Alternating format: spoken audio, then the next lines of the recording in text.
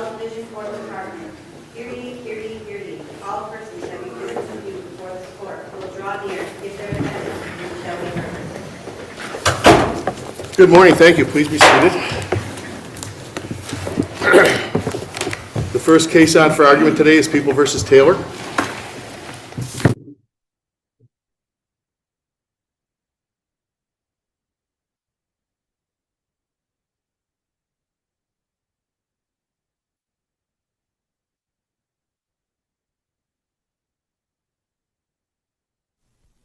Good morning. Also, 1 second. Oh, I'm sorry, Your Honor. That's all right. Counsel Cooper, there we go. Better camera angle. Very good.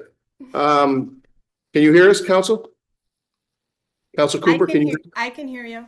And we can hear you very well. Thank you. Thank you. Please proceed. Good morning. May it please the court and counsel, April Orlowski for the appellant, the people. There's only one point that the people wish to argue here, and that is that there was legally sufficient evidence of aggravated cruelty and intent presented to the grand jury to sustain counts 1 and 2 of the indictment, which were violations of Agriculture and Markets Law, Section 353A. Aggravated cruelty is defined as inter alia, conduct which is done or carried out in an especially depraved or sadistic manner. And here defendant's conduct was by definition sadistic. Defendant was upset because she broke up with her girlfriend earlier in the day and she was stuck in the apartment on her birthday because of a snowstorm. Defendant told her ex not to worry about the kittens because they're going to kitty heaven. Defendant then placed the kittens into a pillowcase. We're familiar with the facts of this case, Counsel. Let me ask you this. It seemed that the trial court was concerned with the mental health crisis the defendant was apparently undergoing.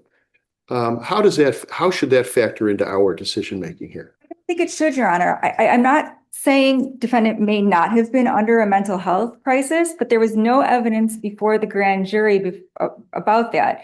The defendant's ex testified both that she believed she may have been suffering a mental health crisis and about the instances that happened beforehand in their personal relationship.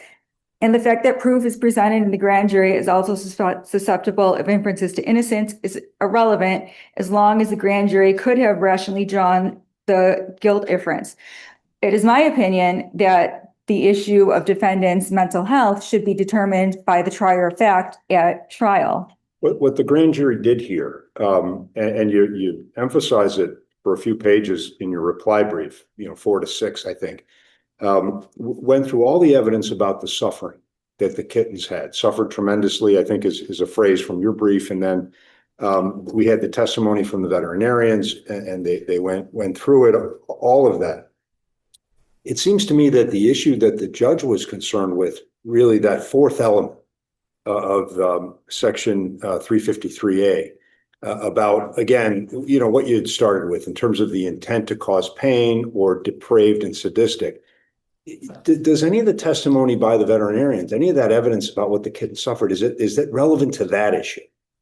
Is it relevant to the issue of because it seems to me that the issue that the court was concerned with was the defendant's state of mind, not necessarily what actually happened. I don't think the veterinarian's testimony is, but I think the defendant's testimony is. She tells her girlfriend, don't worry about the kittens, they're going to kitty heaven, fully understanding that the kittens are going to die if they're placed on a balcony in a blizzard, left there long enough without food or water to be covered with 3 feet of snow. She also deflects blame when she's asked by the the Hamburg police officer about the whereabouts of the kittens, and she says, I didn't do it, he did. Right. No, I understand. I appreciate that. The other question about the grand jury, in terms of the what they did with respect to the kitten that had survived, I mean, the grand jury must have found that the evidence was lacking in some respect to whether the defendant intended to cause serious physical injury, because we had a lot of evidence, what we were just talked about a moment ago, that the kitten that survived still did have a serious physical injury. So if the jury concluded because of a lack of intent there, and again, they must have, isn't that inconsistent with finding then the requisite intent under that fourth element about, again, the intent to cause extreme pain and the depraved or sadistic manner? That's how we charge it, Your Honor.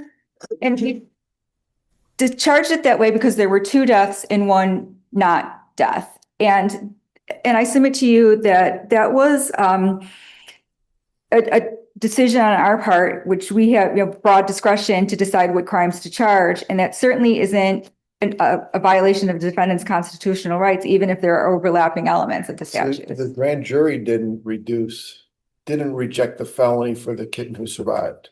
No, They were not presented with that charge. I'm sorry, Your Honor. I'm sorry? I'm sorry. They didn't reject it. Right. The way it was presented was we're asking you to indict on the misdemeanor for the kitten who survived. Yes. And the intent, do I misread the statute that the intent on the felony under 353A goes to intent to cause extreme physical pain? It does. There's no intent element on the other way to commit aggravated cruelty. No intent is required. If you do it with depraved or in a sadistic manner, you don't have to intend for it to be depraved or sadistic. Did I Under read it right? 353, which is the misdemeanor, no intent is required. Under 353A, which is the felony, intent is required for the either the sadistic manner or for either the sadistic manner or Yeah, I didn't. carried out in a depraved or especially I read sadistic. it more favorably to you.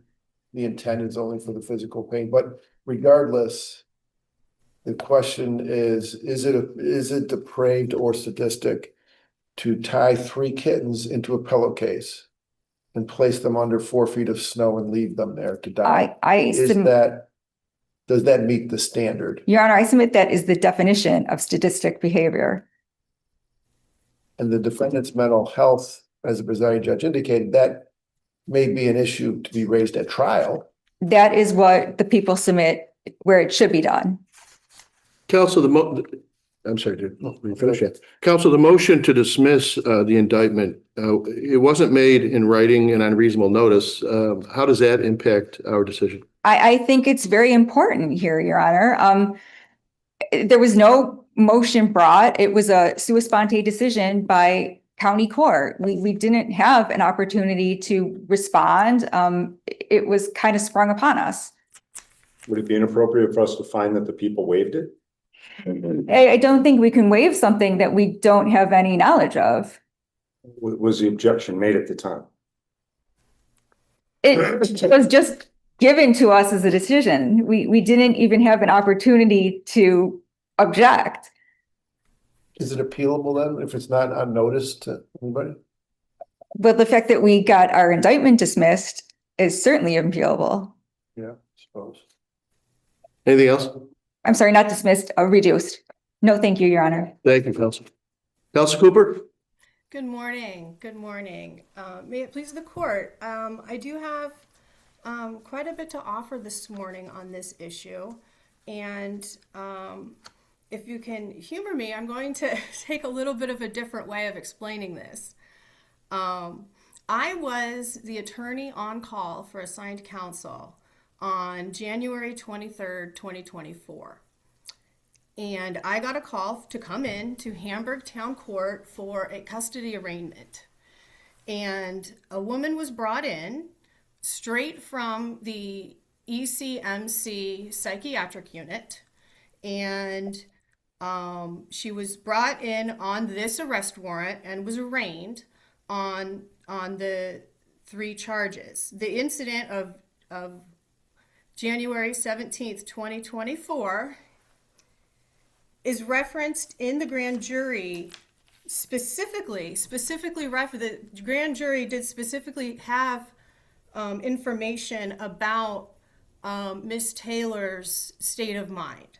So on page 39 of the record, Officer Jonathan Cross testified that he was responding to a welfare check on Mariah Taylor. That he came upon Mariah Taylor, found that there was serious concerns about her well-being. In the 941 paperwork that was before the court, it references that she was in little clothing, outside walking in the snow with no shoes. So she was taken by the Hamburg police directly to Erie County Medical Center for psychiatric care. I guess And your point is intent, that there was no Correct. intent. Would that not be a defense of the misdemeanor as well?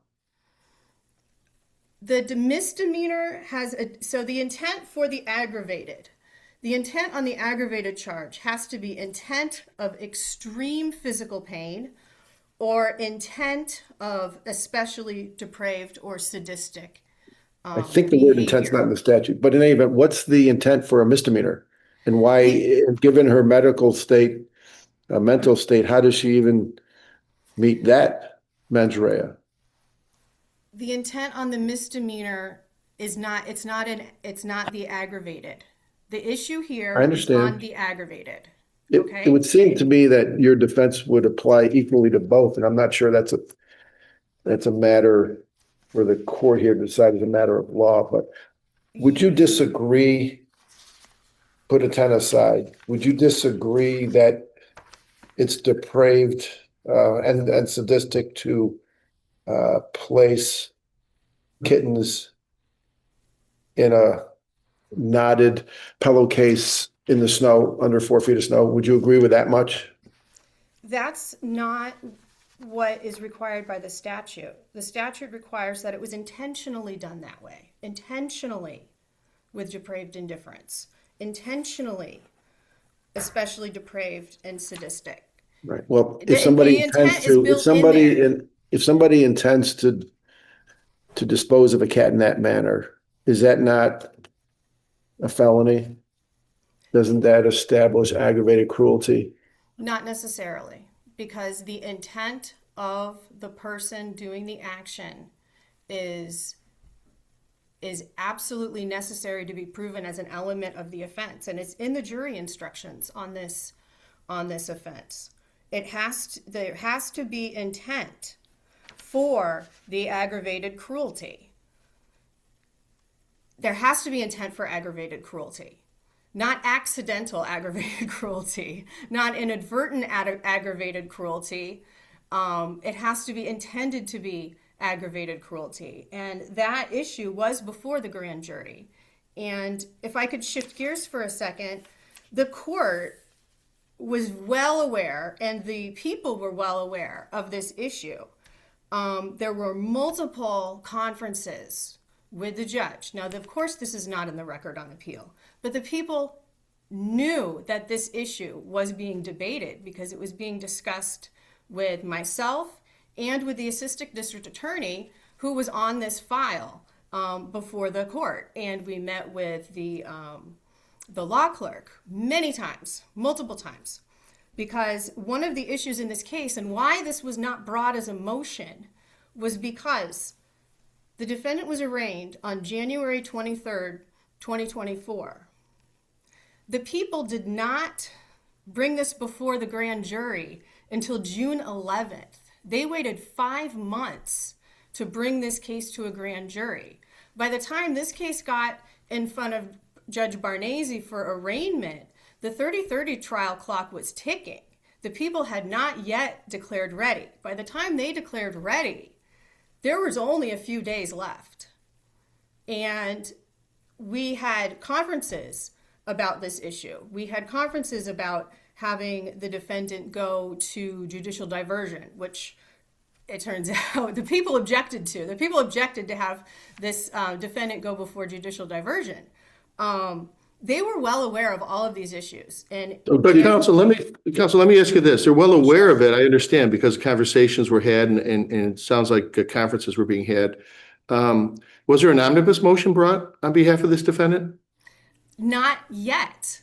And that's why the timing of all of this is very important, because the court issued this decision when myself, I would be bringing the motion, and the court apparently decided that it wasn't necessary to have my motions because they had already made up their mind. So it didn't come out of nowhere. And No, I My- get that, I get that it didn't come out of nowhere, but aren't we stuck with the statute requiring it be in writing on reasonable notice? I mean, even if we were to assume there was some notice here because these conversations were being had, it wasn't in writing. And the court should have done that. And you know, you could have brought the motion because the judge, time out. Let me bring the motion on before you because we need a writing here and a request for it. But that didn't happen. It didn't, and it wasn't. I don't know why the judge did it that way. There was plenty of opportunity for me to file a motion, and honestly, I would say that this would be an issue of harmless error because the same result would have happened had the motion been filed.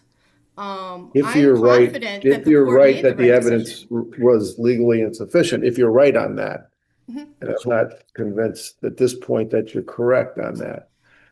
But you could, let's say we were to reverse, you could, there are other ways to deal with these issues that you're raising. There's a motion to dismiss or reduce in the furtherance of justice. You could attack it at trial, lack of intent. There are other avenues to deal with this issue, are there not? Certainly, and like I said before, this was not a situation where a motion had been filed and this decision was made. The timing of these issues, with the people having taken so long to indict on this and bring my client in for arraignment, I can't speculate why the court made a decision before I filed my motion, but it was certainly the intent on the defense side to file this motion and have all of these issues be hashed out before the court. So in that regard, I can agree that the people might have a little bit of a concern about that. However, none of these were a surprise. Okay. Any further, counsel? No, thank you. Thank you, counsel.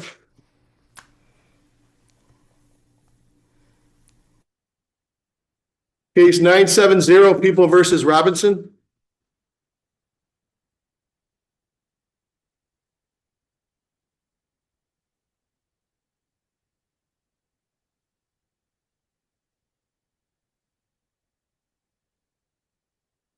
Good morning, Your Honors. May it please the Let's wait until counsel gets situated, if you wouldn't mind. Good Very morning. good. Good Thank morning, you, Your Honors. counsel. May it please the court. Phil Rothschild on behalf of Mr. Robinson. The court erred in denying suppression as police had no objective, credible reason to approach him in the parking lot. The prosecution gave two rationales. First, this was a high crime area. And secondly, that they were also relying upon the no trespass affidavit. The former on its own is legally insufficient under People versus McIntosh, as people may not request information merely because it's a high crime area. As to the second point, the parking lot here was not subject to the no trespass affidavit, which the police drafted.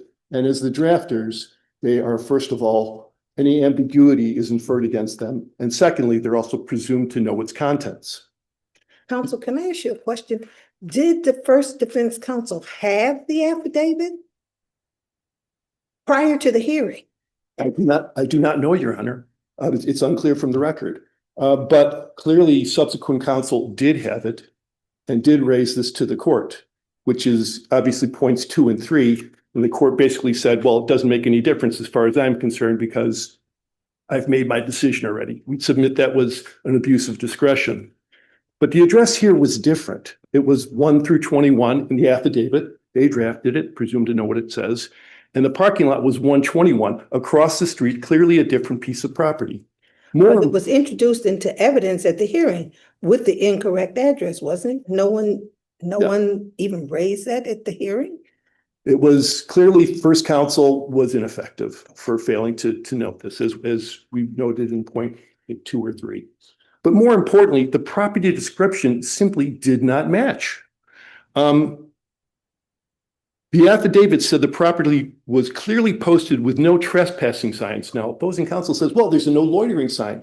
Police are presumed to know the difference between loitering and trespassing. And also, there was no claim here that the person was that Mr. Robinson was loitering, because I don't think that they were even there long enough to make that determination. Have you had an opportunity to take a look at the trespass affidavit in the Dixon case? I know it's not explained in a great deal of detail in the decision that's published. This is our case from 2022 that there's been a lot of discussion in the briefs about it being similar. But there is mention in the Dixon case, and I think you'd raised this in your brief, about the fact that trespass affidavit was geared toward loitering. So that a person by themselves standing in the parking lot, or in the case in Dixon, sitting in a car in the parking lot, could be considered loitering. Here, I don't see the word loitering in the trespass affidavit. I see the word congregating 3 times. So it seems like a different trespass affidavit altogether. There was a different focus.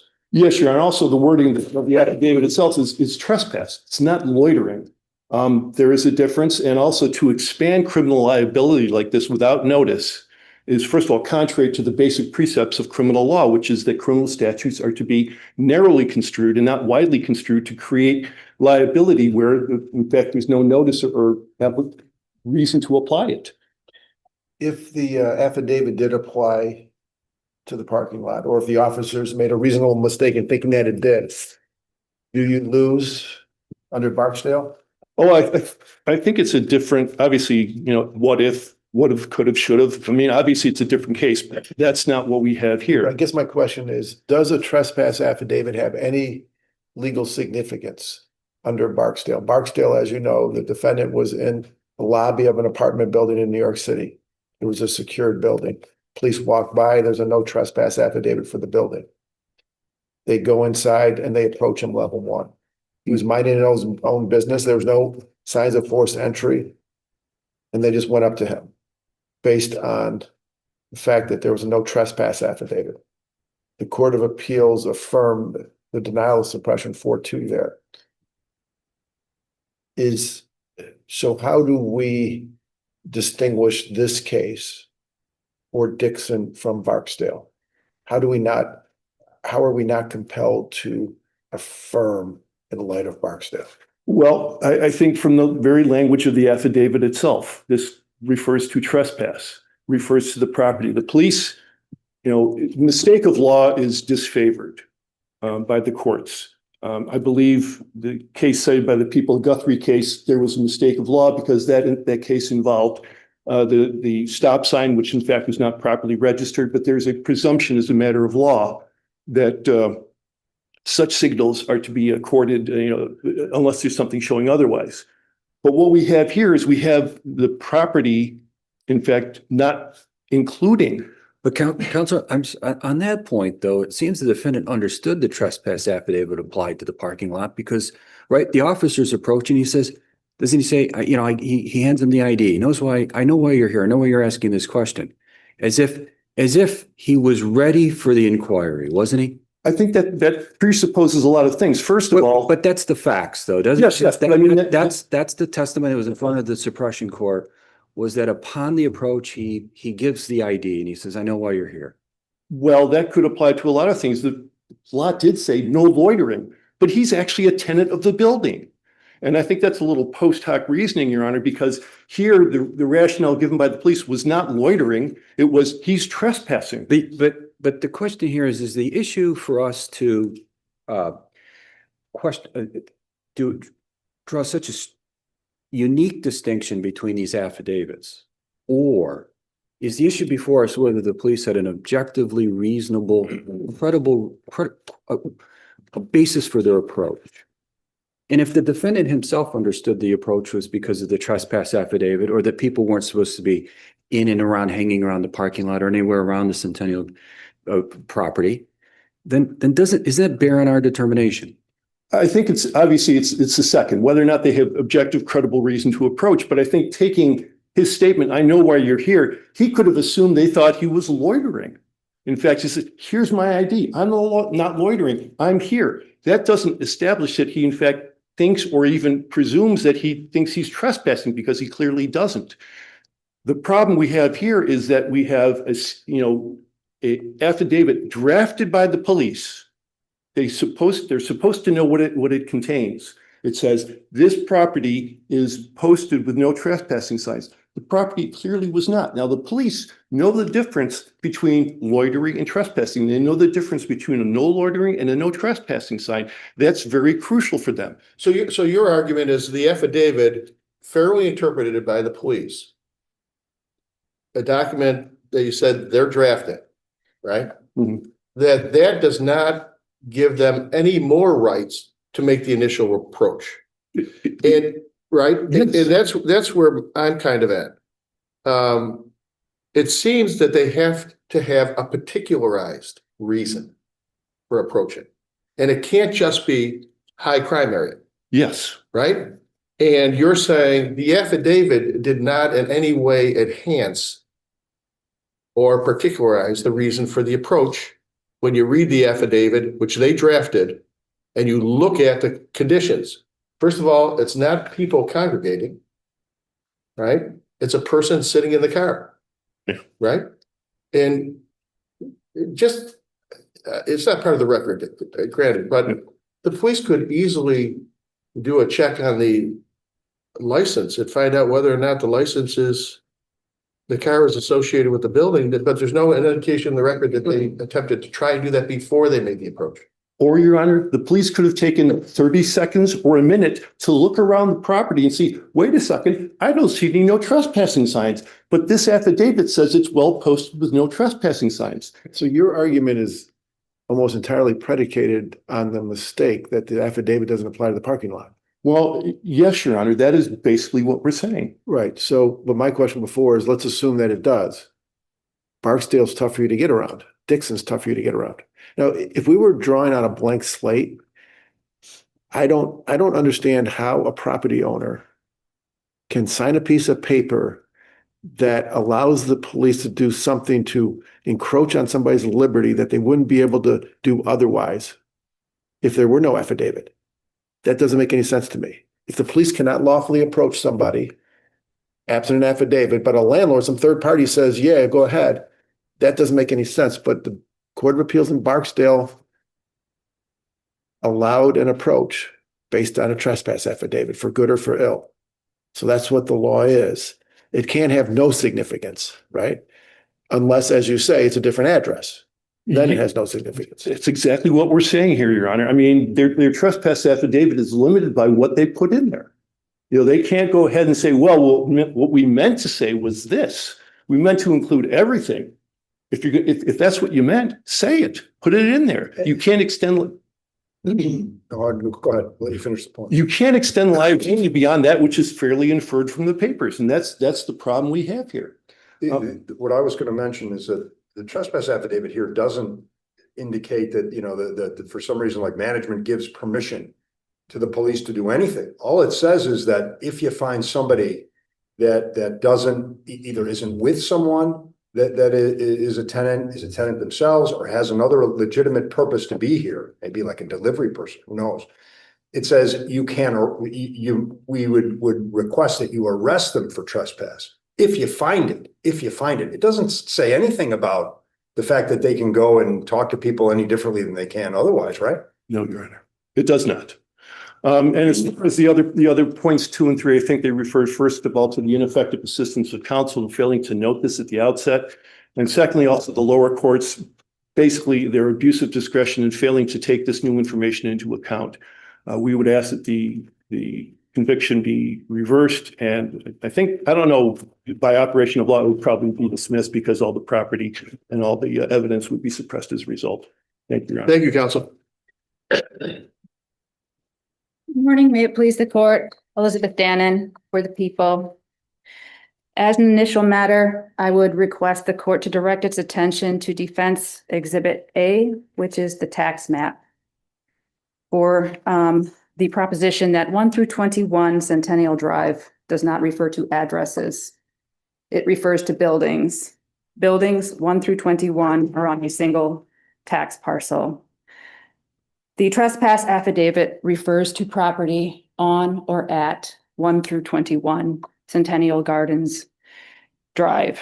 It is an apartment complex. There was no dispute by the drafting officer, by the defense witness commissioner of assessment for the city of Syracuse, that the parking lot at issue was part of the complex. 1 through 21 refers to the buildings, the apartment complex as a whole. So I would premise my argument on that. Your Honors. Additionally, to the point that the trespass affidavit gave the police an objective and credible reason to approach. I believe that was established in Barksdale, affirmed by this court in Dixon. This court has also affirmed other cases. There's a People v. Bullock, where very similar Counsel, circumstances. can I Yeah. interrupt you just for a Yes, sure. second, just on your first point? Yes. I'm looking at the affidavit, right, that Yeah. Alexis signed. I'm not seeing a last name here on an affidavit, but apparently her first name is Alexis. But in any event, all throughout this affidavit, it's relatively brief. It's talking about the property at 1-21. Yes, Right. Your Honor. And your point is that 1-21 makes reference to various buildings Yes, Your Honor. that Alexis, last name unknown,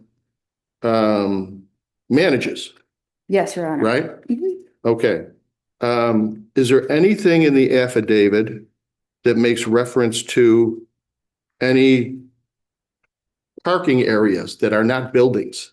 Because the parking area is not, people aren't driving into a building, right? They're parking in a Yes, Your Honor. adjacent lot. This would make the difference between the First Department precedent, where it's generally the police are combing through actual buildings. They're going through various levels of an apartment. This is a whole different, as you can see, if you look at the aerial maps, it's a bunch of buildings on a property. And I would argue, the police are not going inside of Well, let me various. ask you this. Was there a map attached to the affidavit that's not part of the record?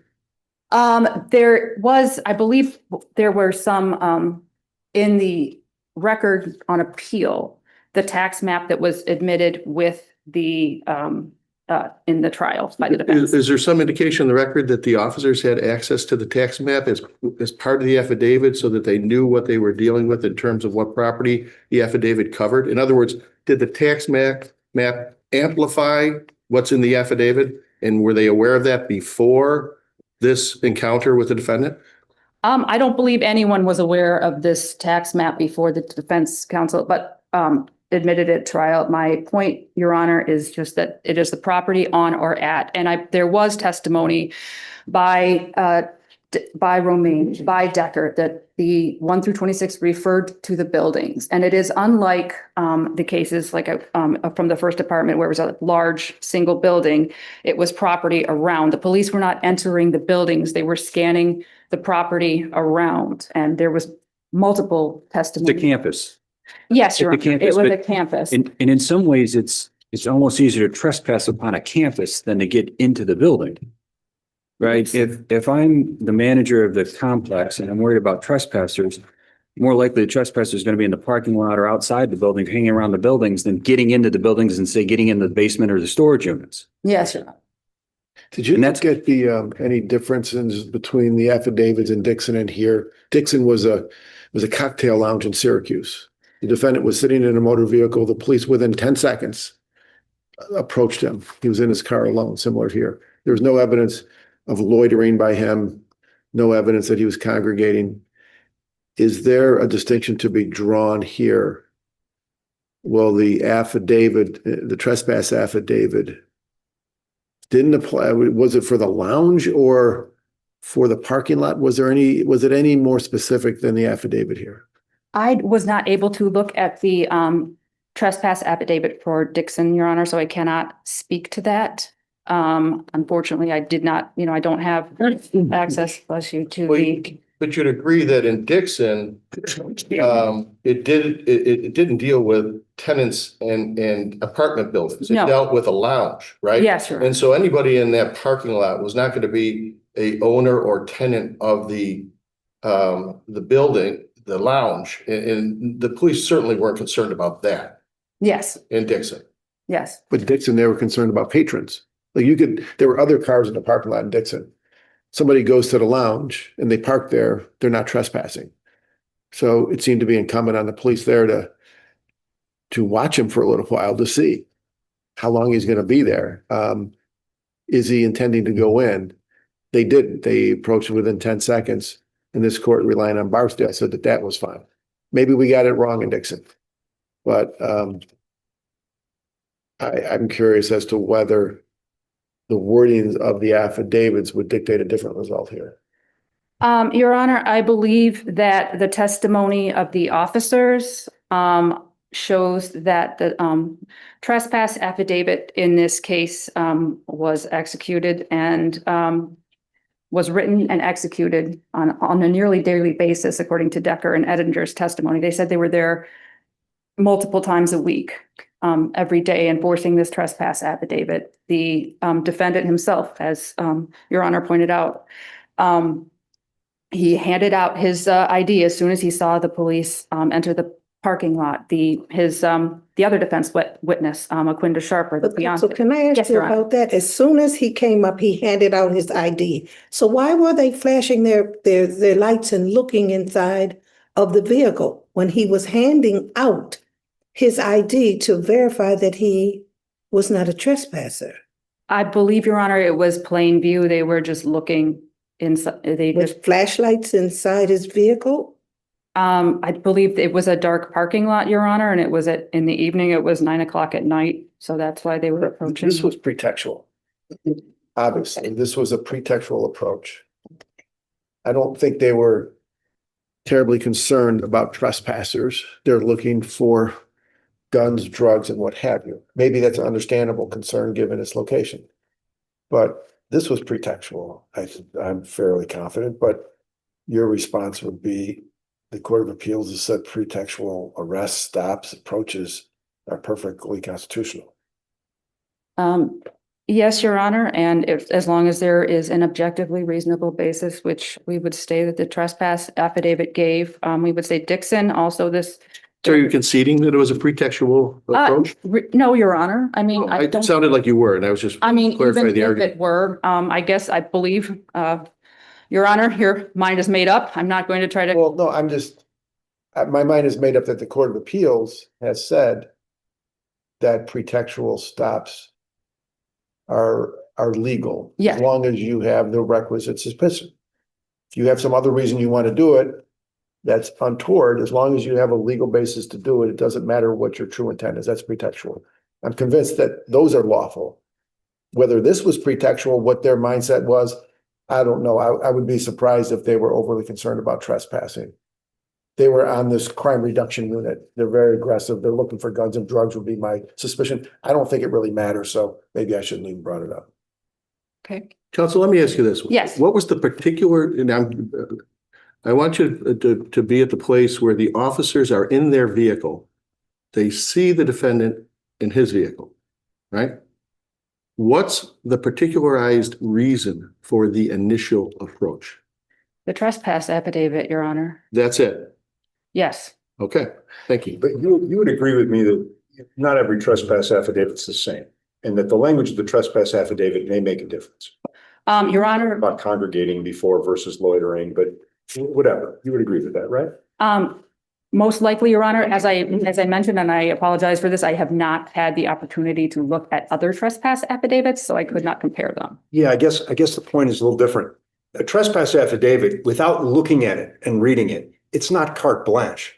Right, No. right. Okay, you have to actually read it and consider what's in it, and we can, I guess, debate as to what this provides. The other question that I had for you, and I noticed it during the trial, not during the suppression hearing, although there was a request by counsel later to reopen the suppression hearing and to call another witness. And I noticed that at trial, it was a patrol officer Romaine testified, Carlos Romaine testified, and he's the one that got the trespass affidavit from Alexis. He drafted it, yes, Your Honor. And so Patrol Officer Romaine said a couple of things. First of all, clarified the date, because I know we have the discrepancy about the date. It's either a 17-month-old trespass affidavit or a 5-month-old. This was a 5-month-old, so according to Officer Romaine. So that was nice, but that we got that clarified. But the other thing is that he said that he got a list. He got a list of all the tenants. And it struck me, well, now, and the purpose of him getting a list is so the police officers would have the list, so that when they approach people, you're approaching somebody in a parking lot or in a building with like a clipboard. And you can say, hey, who are you, or who are you here to see? and just check in the kind of thing. And it seems to me that as a citizen, that's a much less intrusive approach by somebody with a clipboard saying, oh, hey, who are you here to see? Who do you know? Just making sure everybody here has the right place to go, as opposed to what we had here, where one officer goes to the passenger side and then draws the attention of the driver while the other officer is there leaning in the window with the flashlight in the dark. It seems that it's a very different thing than what was intended when Alexis and Officer Romaine met 5 months earlier and provided the list. So I'd like you to maybe comment on that. I mean, are we? Your Honor, I don't believe Did it. we leave the intent of the trespass affidavit at some point? Your Honor, I don't believe so, because as was mentioned, it was dark. They came towards the car. He held out his, his ID immediately, which showed he was not a trespasser. So I think they would have done, even if they had a clipboard, they would have had to check his ID. So I don't think it would have made too much difference to their approach, quite honestly, Your Honor. Isn't it still level one? If they come up with a clipboard or not, it's still level one. It's the level one, yeah, the first. One last question for me, because we've been going around and around on this a little bit, but the question was asked, was the approach made based on the trespass affidavit? Would you say yes or no to this? It was the trespass affidavit plus the high crime area where the gangs, it was in between two gang areas. There was testimony from the officers to that. Is that your claim, that it was the affidavit and the high crime area, or is it just the affidavit? It was the affidavit, I believe, and the high crime area was the two justifications that were relied upon by the suppression court, Your Honor. Well, the high crime area isn't enough for an approach. You agree Yes. with that? Yes, Your Honor. Right? So that doesn't get you there. Yes. So when I asked that question, my question was, what other particularized reason was there for the approach? Because high crime doesn't get you there. Yes. Your answer to that was the affidavit. Yes. Thank you. Thank you, Your Honors.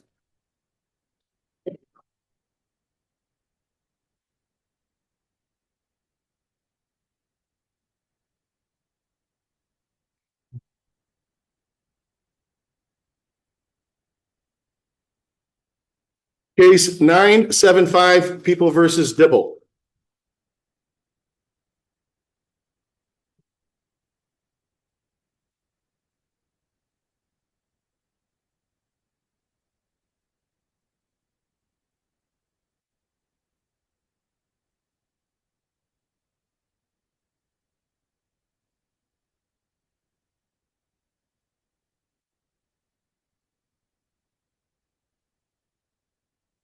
Counsel, can you hear us? Yes, can you hear me, Your Honor?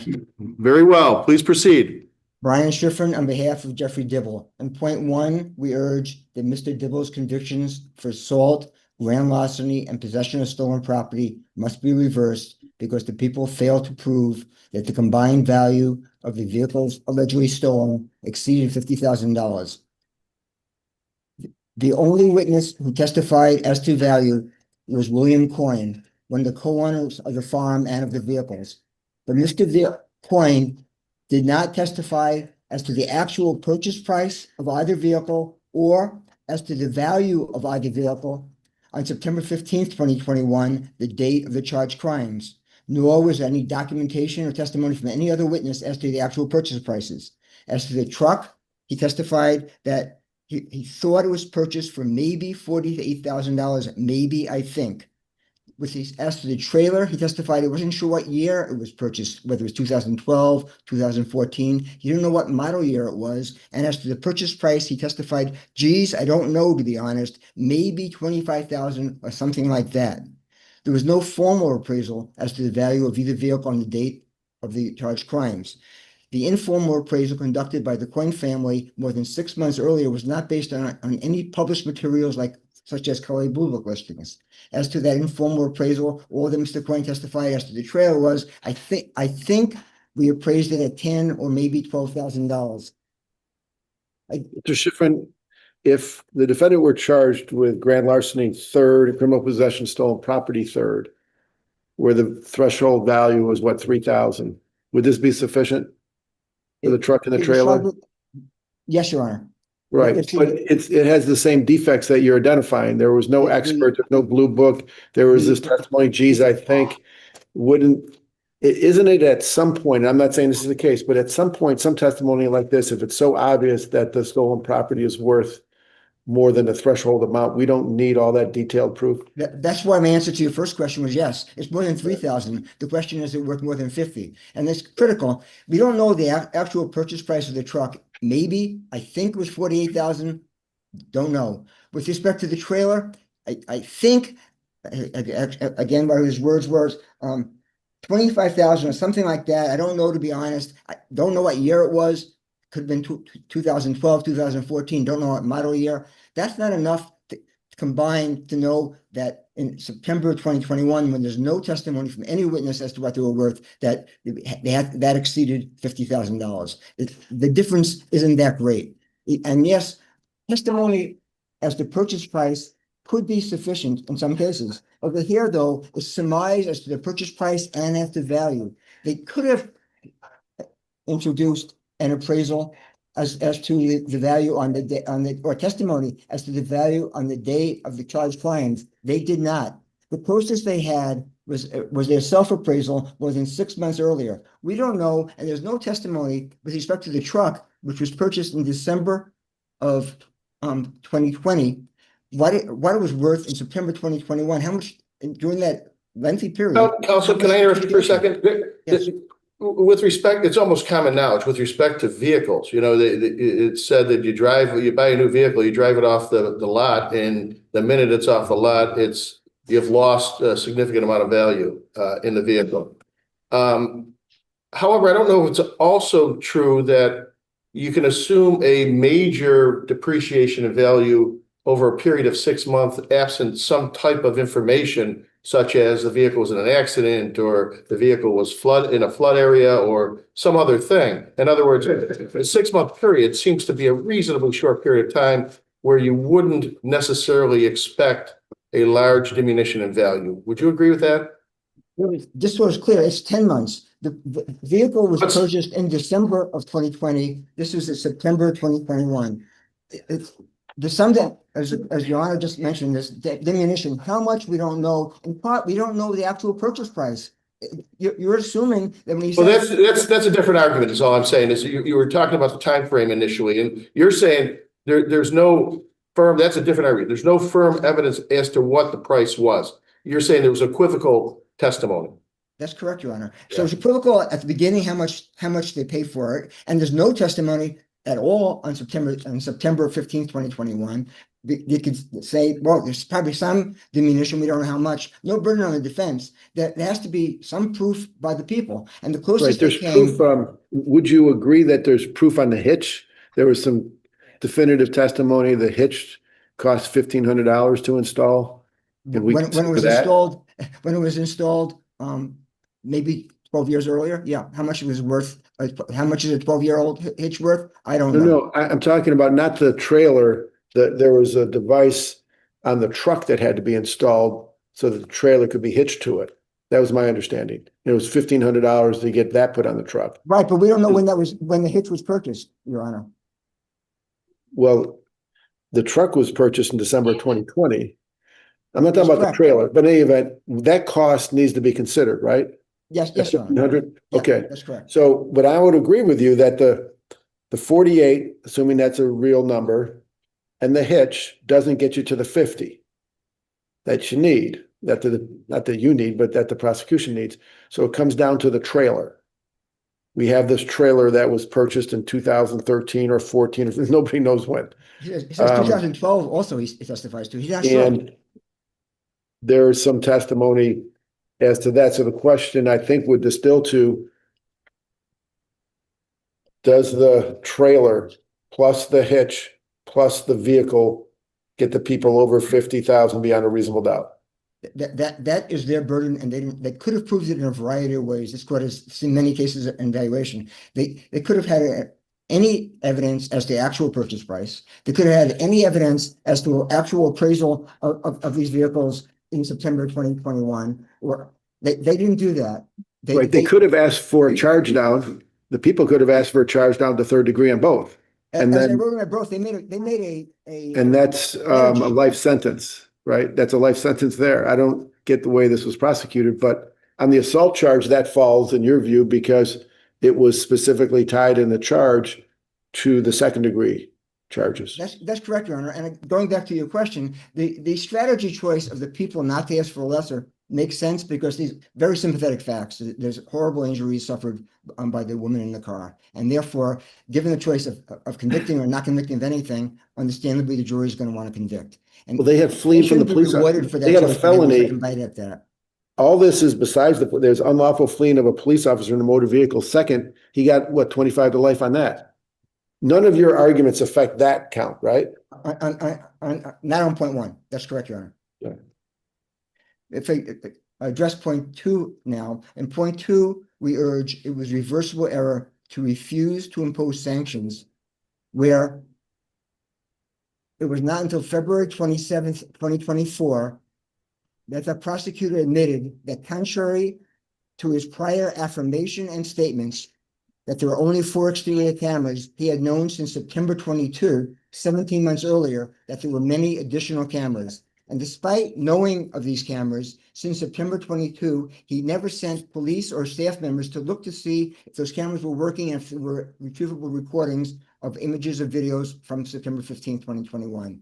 The district attorney's brief never acknowledges that for more than 17 months, the prosecutor falsely stated to both the court and Mr. Dibble that there were only 4 exterior cameras. Instead, at page 24 of the respondent's brief, they misleadingly assert that the trial prosecutor interchangeably used the phrases camera and camera footage. I call this court's attention to the affirmation of the trial prosecutor, page 894 of the appendix, an affirmation dated October 17th, more than a month after he learned of the interior cameras, where the trial prosecutor affirmed, quote, "There are only the 4 cameras on the exterior of the property. We addressed with Mr. Coyne the additional cameras that the defendant thinks are on the property, specifically the cameras by the office and milk tanks, and he confirmed they do not exist."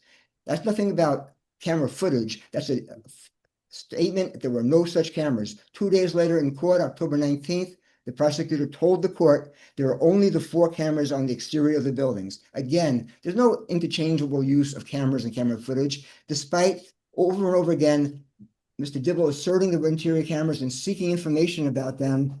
The district attorney falsely asserted to the contrary, something he knew was false.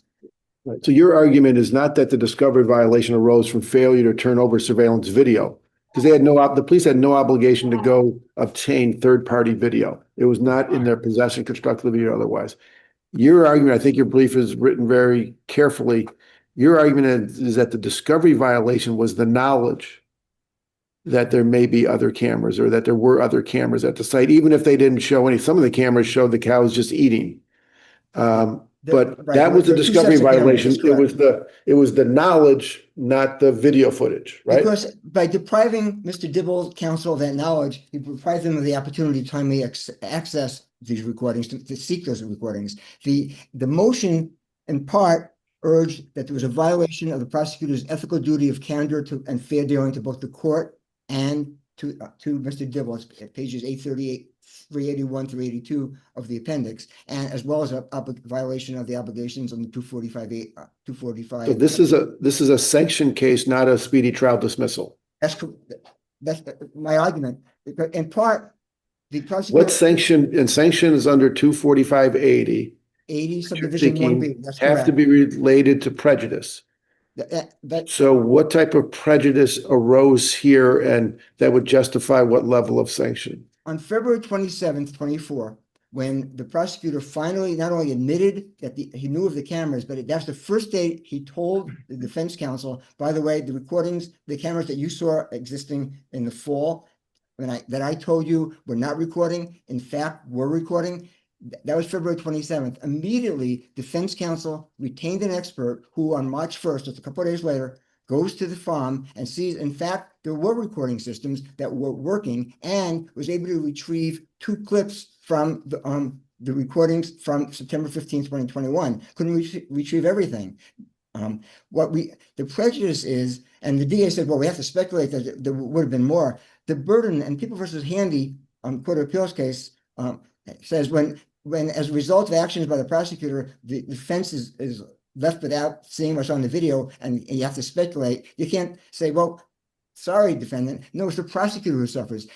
Going back to Your Honor's question about sanctions, we asked for a variety of sanctions, including adverse inference, preclusion of William Coyne's testimony, preclusion of the surveillance camera use of the external cameras. There was a variety of sanctions that were requested. None were imposed, despite for 17 months, the DA falsely affirmed and falsely made statements which prevented timely access to these recordings. If in September 22, when the DA learned of this, and again, this is a case where we're asking for this over and over again, for learning of this, the opportunities to see what was on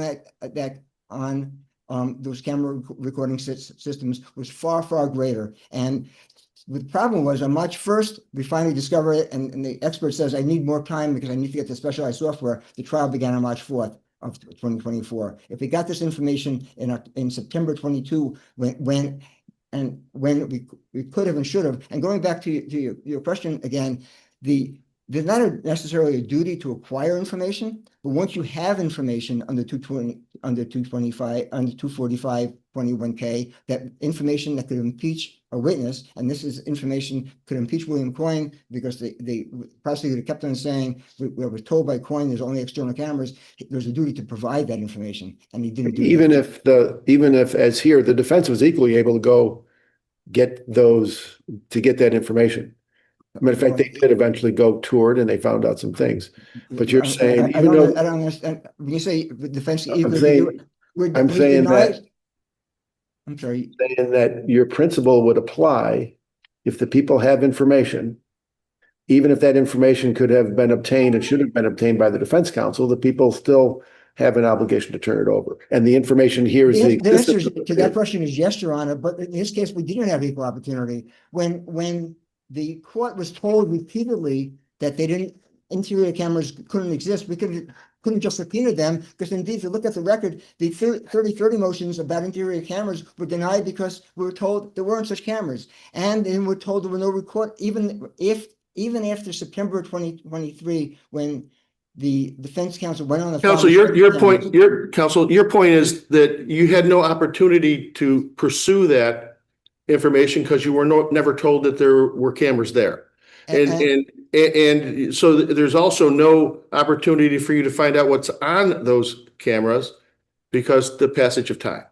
That's correct. And I just want to clarify because I'm sure the district attorney is going to say, well, in September 23, a year later, the defense attorney went on the farm and saw those cameras. At that time, was told that there's no recording system. It wasn't until February 27, 2024 that the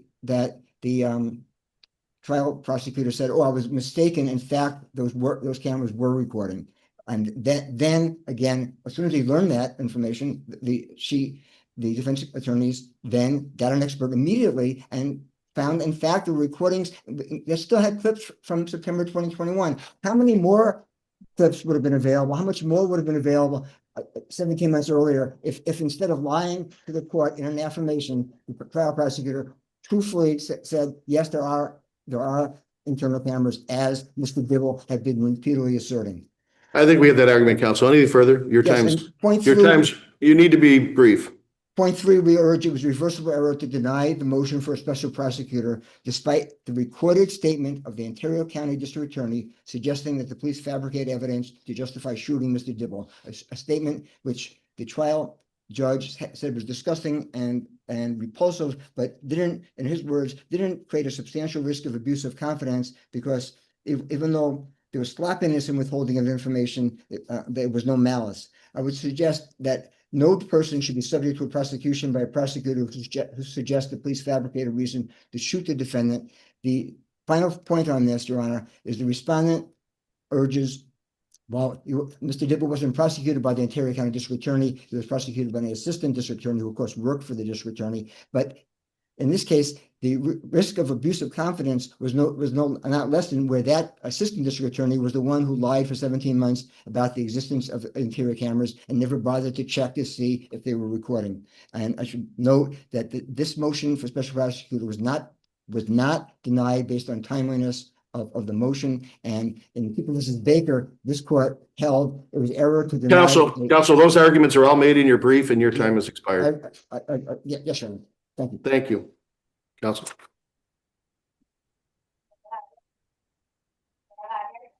Morning, Your Honor, Caitlin Porter on behalf of the people. I will just go in order as to the legal sufficiency argument.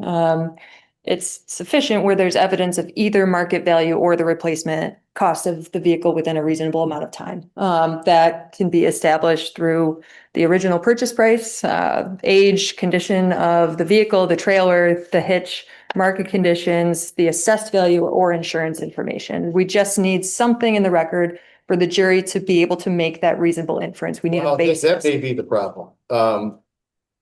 You have to have more than just something in the record, right? I mean, where in the record do we have the value of the vehicle at the time it was purchased? At the time it was purchased in December 2020, William Coyne testifies it was purchased for And $48,000. what language does he use when he testifies to that? Does he say that I purchased this vehicle for and give the specific amount? Or does he say about or equivocal words? He does say about, but I would also submit that any testimony on value, unless it's down to the decimal point, is going to come with some degree of approximation. Not necessarily. Sure, if somebody's estimating a value of something, but if somebody purchased a vehicle and he purchased the vehicle, right? Yes. There's proof of what he purchased that vehicle for. And in a case where it's not really close in terms of numbers, sometimes you can there's some wiggle room, maybe, right? But this is like right on the $50,000 number, right? And that's an important number here. It is just for the truck. So at the truck only, we're at the But $48,000. we're adding things up, right? We're adding up the truck to the hitch, to the trailer, right? The trailer's used. Nobody knows how old it is. I'm going to get to the hitch in a second. But the truck itself, if you're starting with that, that's the major component, right, of the $50,000 as you put your numbers together. Yes. Right. We don't even know what the purchase price is other than equivocal language by the person that purchased it. This is not somebody who's coming in as an expert saying, I'd estimate the value between this and that based upon, what those vehicles were being sold for at that particular time. He's not an expert, right? Mr. Coyne. He's the person that purchased it, and we don't know what he purchased it for. Well, we do, again, this is a legal sufficiency analysis. So the people are entitled to every reasonable inference here. And he does use language that says it's about $48,000. He does that with Just read you his statement that I understand it to be from page 514 of the record. He's asked, how much did he purchase the property for? He said, gosh, maybe $48,000, I think. That screams out as needing some backup evidence, right? When somebody says, gosh, maybe, I think. When you started your argument, you seem to be relying on replacement value because there is stronger value on replacement. They bought a new truck. Is that your argument, or are you going on market value at the time? Our position would be that there's sufficient evidence of both. So all of the factors that I listed at the beginning, that all goes to market value. We also do have evidence of replacement costs. When William Coyne testifies that he purchased the vehicle for approximately $48,000, and he doesn't provide documentation or expert testimony with regards to that, but the Court of Appeals has been consistent that neither one is necessary. A lay witness can testify to original purchase price. We have the truck is right on the cusp of that $50,000 threshold, as Justice Wayland pointed out. But the truck is not the only value that then we're looking at. So let's move on to the hitch. Right. Okay. The value of the hitch, where does that come from in the record? William Coyne's testimony. All right. And was that hitch purchased? When was that hitch purchased? He testifies that it was installed on the truck that was purchased in December 2020. Right. When was the hitch purchased? The testimony is just that it was $15,000 or $1,500 to install the hitch. So then if it could be then even more. Hold on. I'm just trying to narrow this down. If the hitch was $1,500 to install it, is that testimony that was the cost of the hitch, the value of, because the hitch is an actual item, right? Yeah. And so installing it, the testimony wasn't installing it was $1,500. That's not a service fee for installing the hitch, right? That part isn't clear, but it could be We don't know in the record unless you can show me, and I'm open to it, whether the installing the hitch is the value for the hitch itself, whether the hitch was something that was on the coin farm that they brought out and had somebody install it. When they came out and installed it, they charged them $1,500. I'm just not sure. And so that was my next question. Where do we get clarification for that value? And other than a coin saying it was around $1,500. So his testimony is just that it was $1,500 to put the hitch on. So we don't have a demarcation in the record as to whether or not that included just the cost of installation or the installation plus the hitch. But I would submit that the $1,500 then would become the most conservative number in terms of looking to value, because if it was something that the coins already owned, if the cost of the hitch itself as an item was separate from the installation cost, it would be even greater. And we're not relying necessarily on the jury making that inference. I think we're well over the threshold regardless, but that could certainly be a reasonable inference. You're not well over with the hitch in the truck, you're under. You're talking about the trailer now. So the trailer was, and there is testimony in the record that it was an 8-year-old trailer. Good. Let me just, excuse me, Justice Lund. Let me just one more question on the hitch, and then we can move on to the trailer, because I do want to clarify that. The hitch itself, we don't know whether, I think you're agreeing with this, that whether the coin owned it and they paid the $1,500 for installing it. And when he testifies that it was around $1,500 to have it installed, we don't know what his basis is on that. In other words, is he testifying, I paid $1,500 to have it installed? Or is he just saying it's $1,500 to have it installed based upon his experience as an expert and knowing about hitches, which I don't think is developed in the record?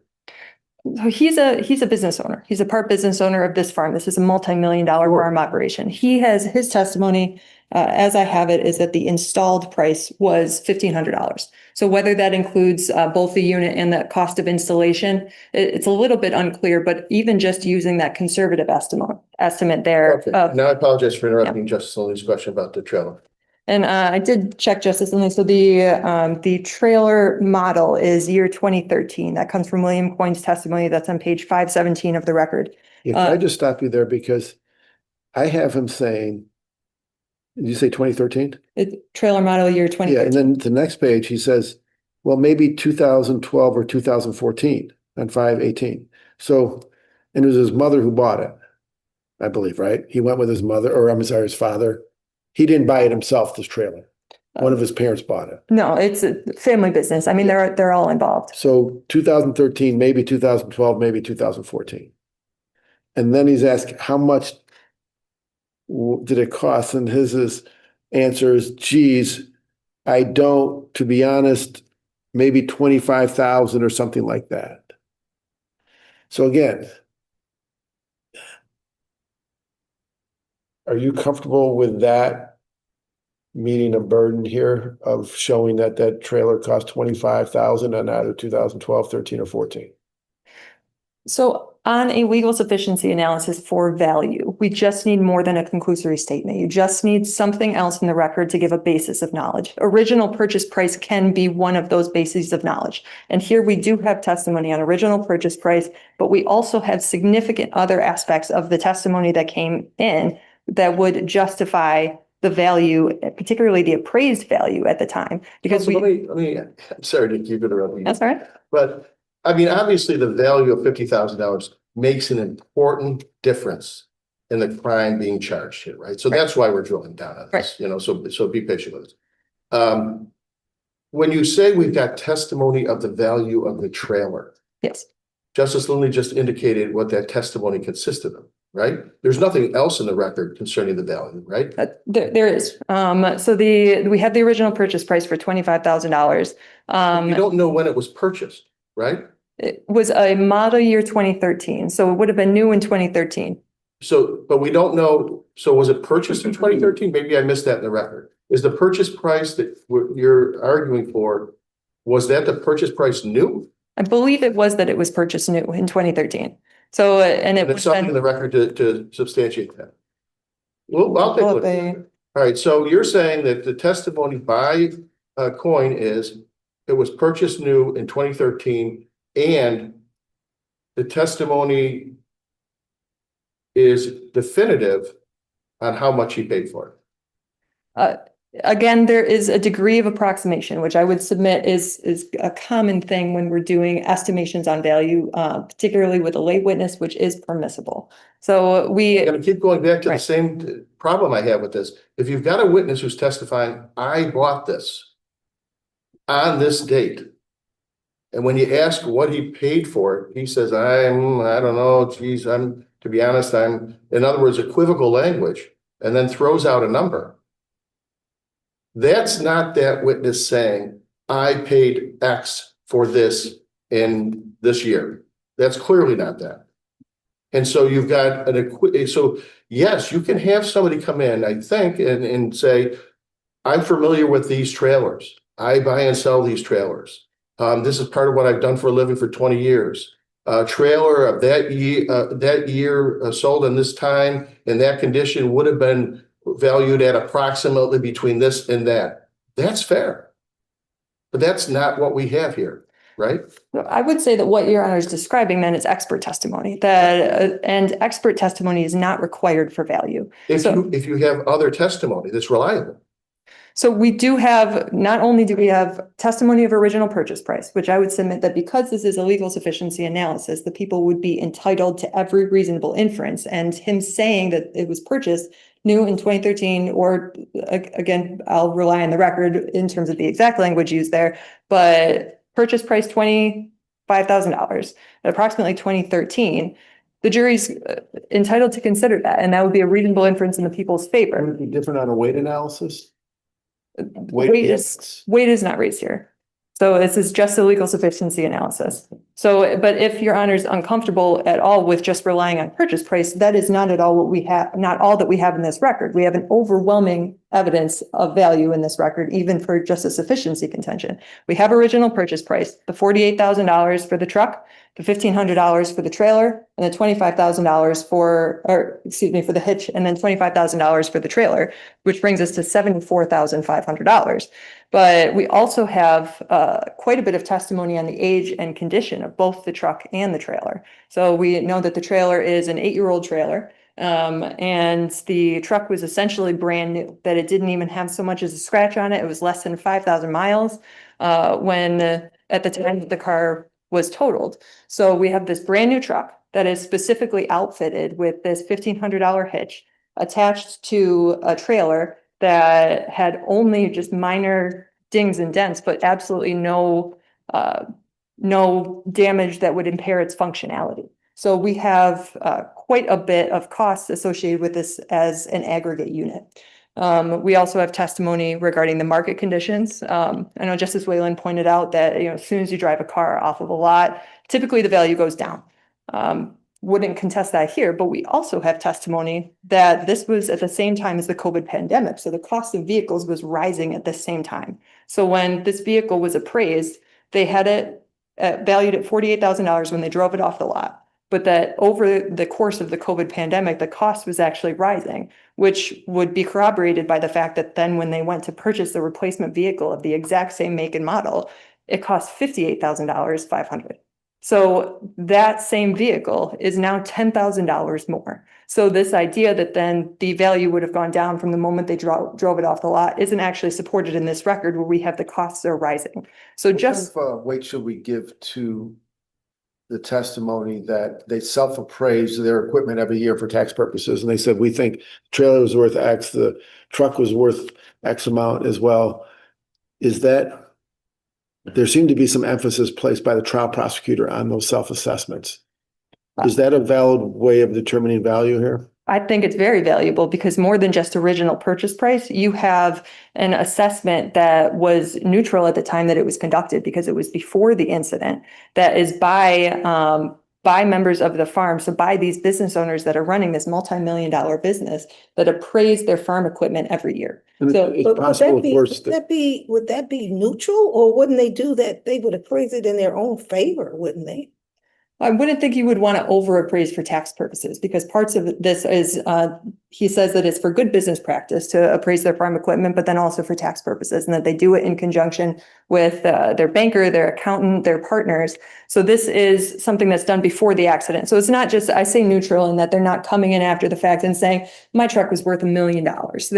We have an assessment from before the incident. So, and when they assessed the truck, they kept it at that same value as their purchase price, because this was only 9 months after they had purchased it, and the cost of vehicles was increasing. There would be no incentive to elevate it, is what you're saying. Correct. Could be subject to prosecution if they had a false assessment for tax purposes. Sure, on a separate prosecution. But your point is that we have to accept that we have to look at the evidence in light most favorable to the people. Correct. They assessed it before the accident at X amount, well over the threshold for everything. We have to assume that that's true on the sufficiency. Correct. If we don't agree that on the sufficiency, we would just drop it down to the next level felony. That's correct. He's persistent felony offender. Does he get a life sentence on those two? Right, so it wouldn't change his sentence ultimately, but I just, in terms of case law coming out of this court, I would still strongly urge this court to find that there is more than sufficient evidence of value on this record. I will also just mention briefly that we do have testimony regarding the insurance payout was $60,000. So again, we're still well over that threshold. We're looking at least $10,000. How much of the insurance payout was based upon rental value lost?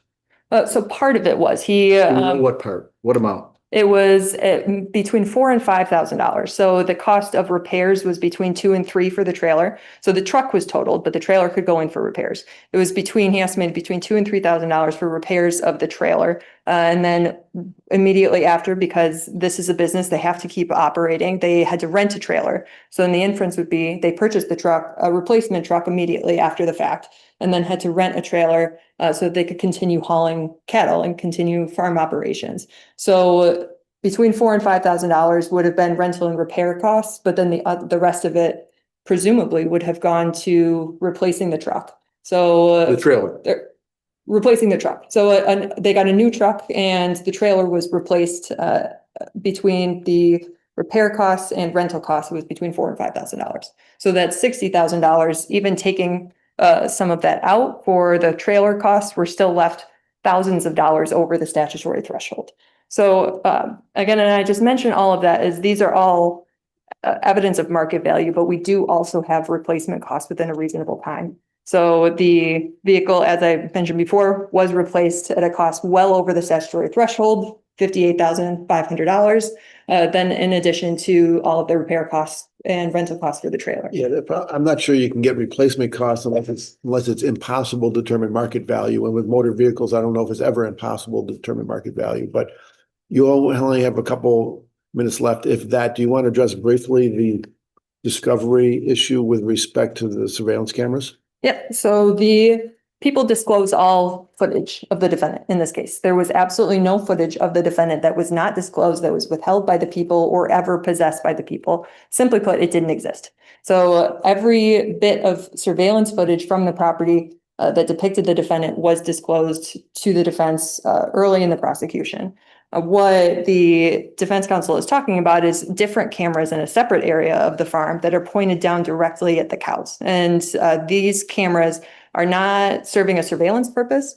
They are monitored and accessed exclusively by the cow nutritionist that the farm employs, who checks in and watches the cows remotely from his home.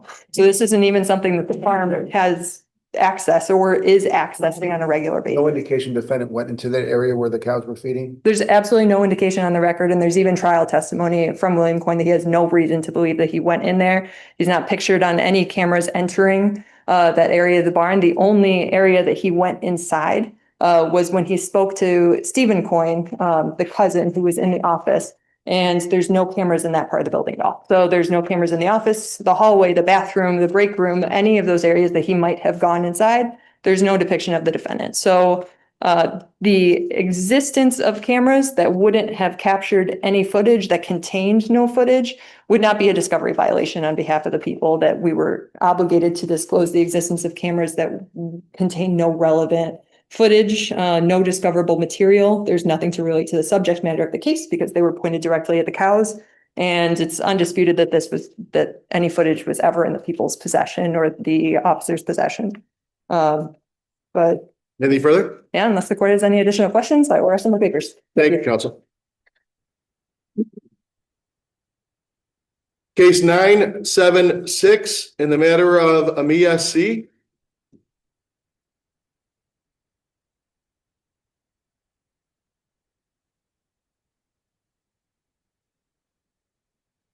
Counsel, as you know, appellant respondents have submitted. Thank you. Good morning, Your Honors. May it please the court.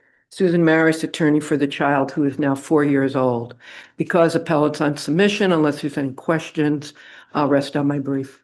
Very good. Thank you, counsel. Thank you, Your Honor. Case 977 in the matter of Brenda Hernandez versus McCowan.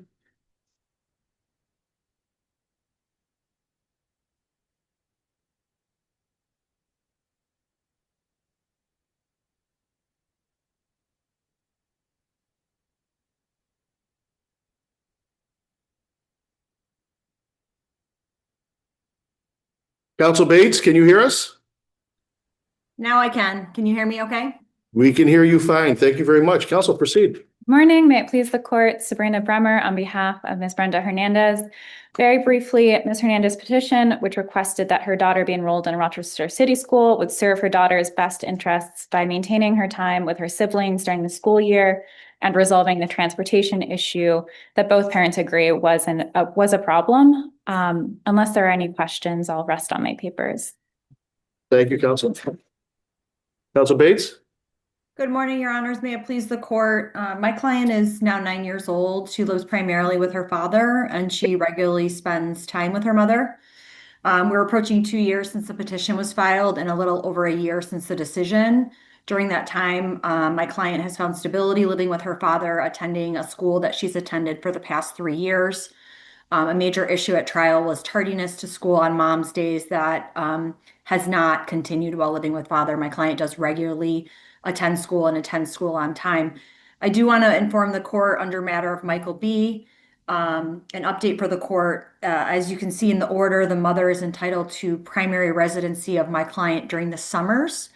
So it flip-flops and the child is with mom during the week in the summers. I think it's important for the court to know that during the summer of 2025, the mother did not exercise that. She continued to maintain just weekends. So while it does appear that she's continuing with the appeal and asking for the court for primary residency, she had that opportunity this summer and she did not exercise that time. And I think that's important. Unless you have any questions for me, I would further rest on my papers. And thank you for having me. I have one. There's a question. Sure. Why didn't she? Was there some reason why she didn't access? That's just what the take parties have advantage been. of her summer access? What I was told was that she was working, that she had a job. But I don't think the court should consider that. I think, most of us are working parents and we have to figure out childcare arrangements for the summer.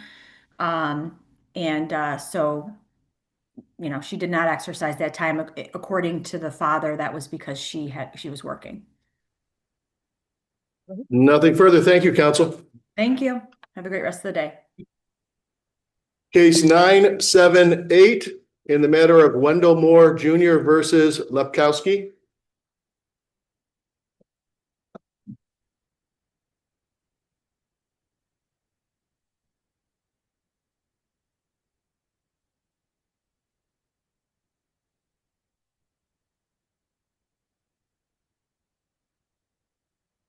Counsel, I believe the appellant is submitted. That is correct, Your Honor. Proceed. May it please the court, Ryan Bergman on behalf of the respondent in this case, Mr. Wendell Moore Jr.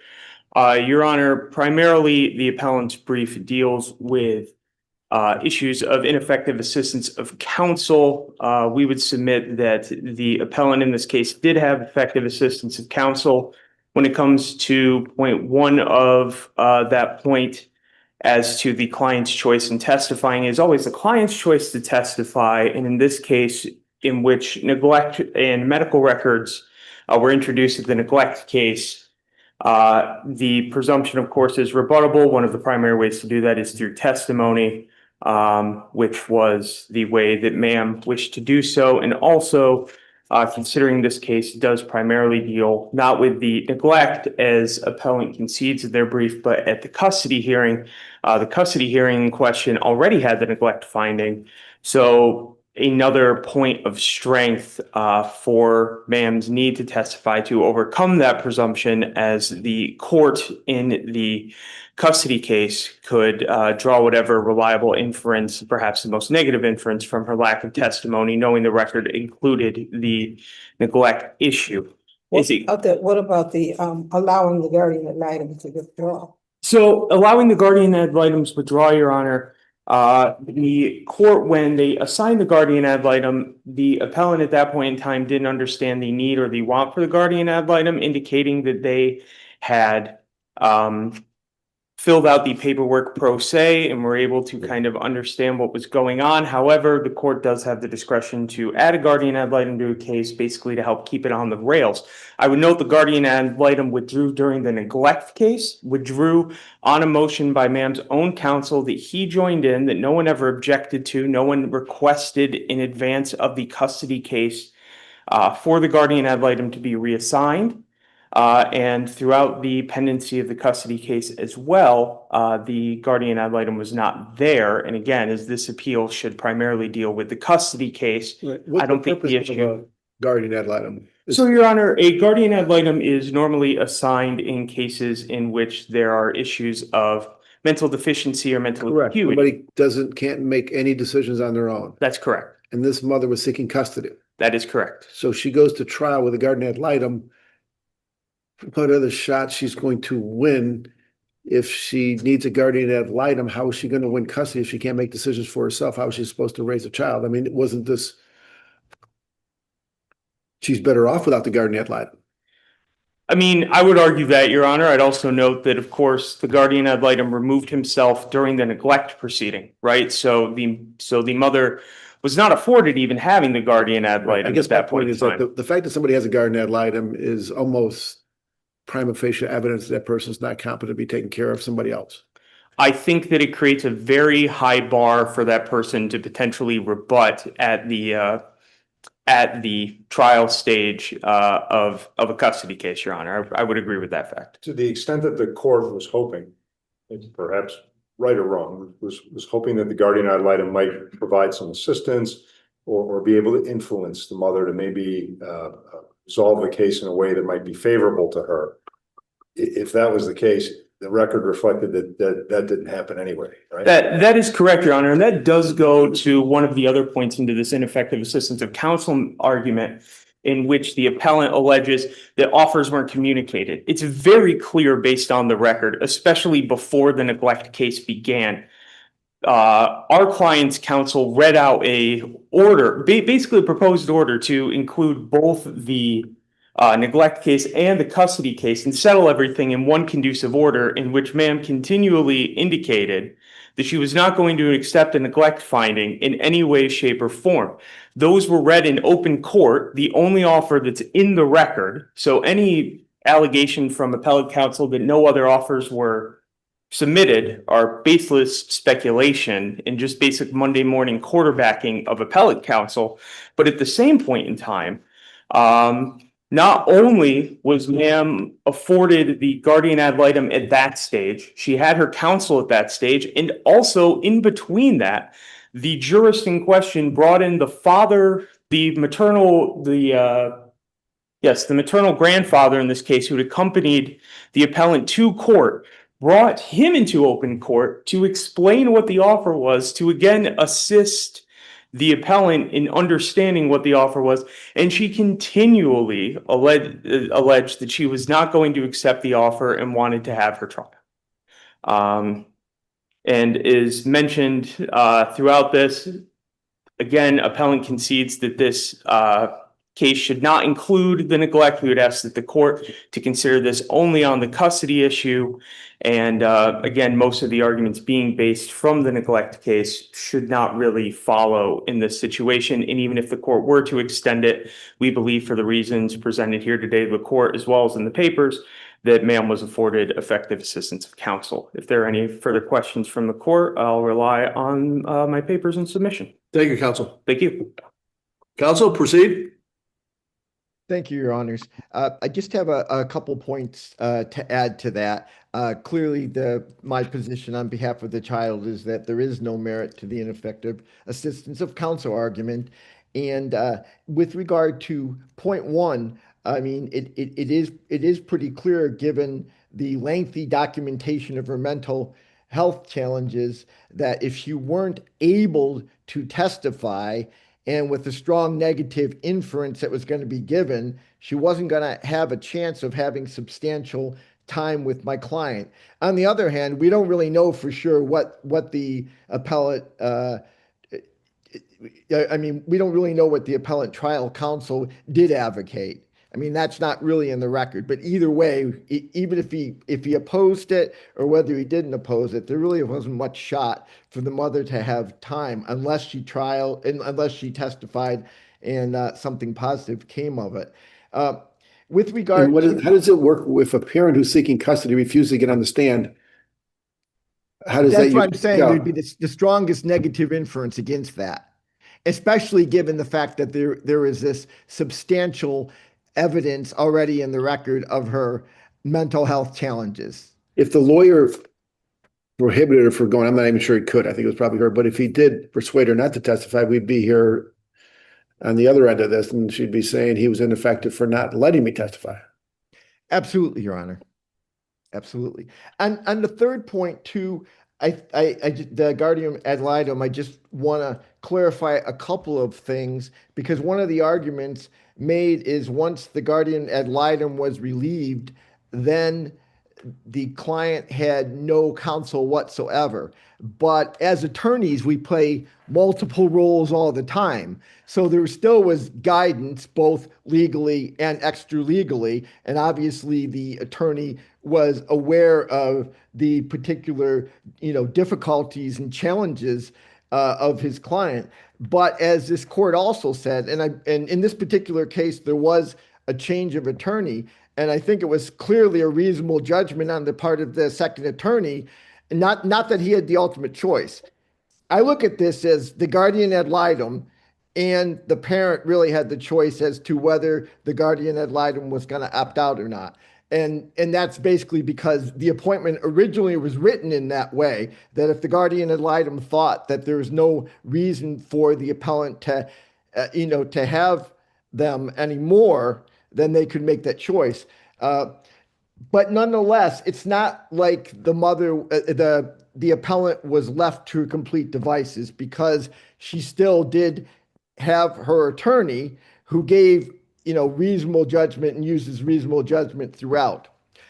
The thing I find frustrating as attorney for my young client, who was 3 at the time, now is 5, is that in this particular order, and this is in many cases that I've been dealing with where there's been this ineffective assistance of counsel argument, is that the order basically said that if the mother had a mental health evaluation and then got help for 6 months, the implication was that she could refile and she'd get more time. And so on behalf of my client, there was a lot of parenting time that would have been left for her during his childhood.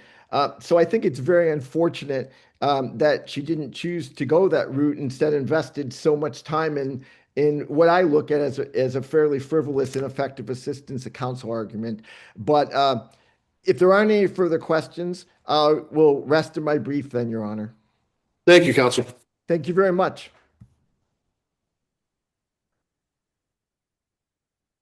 Case 979 and 980, Lampeck versus Andrews.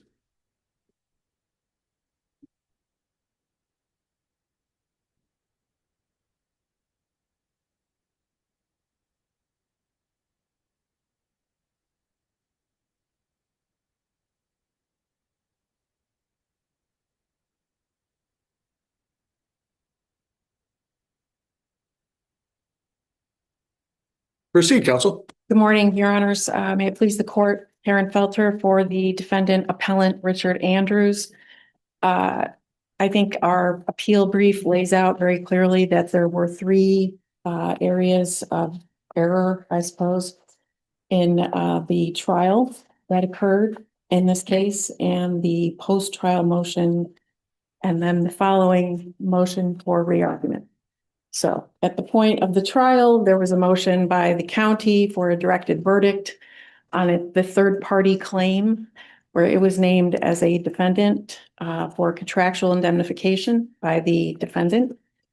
The defendant and the county had a lease for the property where the Department of Motor Vehicles was located. The plaintiff was an employee of the Department of Motor Vehicles who slipped and fell on an icy area outside of the door of the premises, the entrance, which was a well-known area of slippery ice buildup due to a dripping, freezing condition from a pipe or a gutter above the door. And the county had been aware of this condition for years and years and years, was constantly being called by the people at the DMV to put ice in the gutter to take care of it. So it's clearly an issue that they were aware of. Do you In think April, the dangerous condition that plaintiff alleged caused her injuries yes, was not the gutter, but the ice that formed in front of the door? Would you agree with that? yeah, I mean, Her complaint doesn't say anything about a defective gutter. She wasn't hurt by the gutter. no, She was hurt by the ice. correct. So that's the dangerous condition here. It seemed like it was tried below, like the dangerous condition dealt with the gutter. The gutter was relevant to get around notice. It's a recurrent condition. And here, I guess your argument is that the county, regardless of whose obligation it was to maintain the gutter and the exterior, the county had a duty to keep the entrance free of snow and ice, of which they had notice. Correct. And they failed on that. In your view, at least there was evidence of that. Right. The And jury that should have gone to the jury. And if the jury had that, you believe the county could have been held liable, not to the plaintiff, because the plaintiff couldn't sue under workers' comp. But there was could have been a finding of negligence for failure to clear the snow and ice there, even if the county did not put up that defective gutter. Is that your? That is exactly correct. And unfortunately, that issue was not presented to the jury. And so that was the basis of our post-trial motion. The fact that that issue should have been submitted to the jury based on the evidence in that was presented to the jury concerning the county's knowledge of it, the county's continuous attempts to remedy the situation, the constant notice of it. The fact that, while they had advised. Counsel, but your position at trial was that you weren't negligent. Your client's was not negligent. And so the jury could have found no negligence on your client's part. It would have been the end of the ballgame. And you could have brought this claim in a subsequent lawsuit. Correct. We could have, but the fact is that it was actually before the court as a third party action. We did not take the opportunity to just take a But verdict. just so we get the context of this, the court could have almost in some way severed the claims too, if the court had chosen. I know that wasn't necessarily in front of the court here. The court sort of made a determination that the county wasn't negligent. That's your point. And that you want to be able to prove your contribution or indemnification claims vis-a-vis the county. Yes, and I think that the time for proving the question of negligence on the part of the county was at the time of the trial, because all of the evidence, all of the witnesses, all of the people that had knowledge of this condition and the county's awareness of it, the DMV's constant putting the county on notice of it, and the efforts that the county made to remediate or, fix the condition. But if you shifted the blame 100% to the county, where's the plaintiff end up in this trial? Let's say it went to trial, everybody stays in, and the jury determines the county is 100% responsible, not your client. Where's the plaintiff end up? Well, I mean, Not in a good spot. Not in a good spot there. Right, but I'm not sure that, I was just thinking about this morning because this is not my case. So unfortunately, I didn't think about it until now, but I don't actually know whether the plaintiff was employed by the county as a DMV employee. Yeah. He was. Yeah. I think that explains why they didn't sue the county, because she worked for the DMV and workers' comp, but I was just wondering if she was possibly a state employee. what cause of, so you want a new trial? You want Andrews versus Lewis County to be tried separately now, right? Correct? That's where you want the remedy to go is, Well, I think that I mean, I guess we can't go back in time and, change what happened, but frankly, it doesn't really make any sense to me that there would be a new trial with just Lewis County instead of, a trial redone in terms of. that's what I'm asking. was So you negligent. think you think plaintiff has to go through and prove their case again? Well, on the question of whether there was negligence on the part of the county, certainly, I mean, the finding of negligence on the part of Andrews, we didn't appeal that. I mean, that's not Right. So something wouldn't it that's. just be a trial, Andrews versus the county, and then Andrews has to prove, because there's three causes of action, my understanding from the third party complaint. Contractual indemnification, breach of contract for the lease, and then common law contribution indemnification. Correct. If it's contractual indemnification, the property owner, Andrews, can't recover unless he's free of negligence, right? He's not, but he's already been found negligent. Well, I'm not sure. on common law indemnification, he certainly would not be able to recover, but in contractual indemnification, he could recover to the extent that, the other party is found negligent under the contract. Okay. That's what the contract provides, that the county is agreeing to indemnify the county for Andrews only for its own negligence, not for Andrews' negligence. So certainly we wouldn't be looking for. So Counselor, I understand you want the jury to apportion liability between the defendant and the third party defendant. That's what you're really asking for. Yeah, I think that should have been, would have frankly been done by the jury had the issue been submitted that way. And now we're sort of in an odd position where it clearly should have gone another way. There's a finding of negligence that we don't dispute. But on the other hand, there's clear evidence that the county was equally, if not as much responsible. Counsel, let me ask you this. Wouldn't the charge, and maybe I've got this wrong, but wouldn't the charge in the case if you are granted a trial on the third party action, so you got the third party plaintiff, third party defendant, wouldn't the charge to the jury already, it would indicate to them that the third party plaintiff was already found in some part negligent, so that they couldn't find 100% negligence against the county? Yeah, I mean, I would think that would be as a matter of law, that the court would have to instruct. So the argument at the trial would be, what portion of negligence does the county have, if any? And then it's an apportionment of damages and then an application of the contract. Correct. Okay. Yes. Anything else? No, just, I think it's the same issue with each of the, at each stop, it was the directed verdict. That was the issue.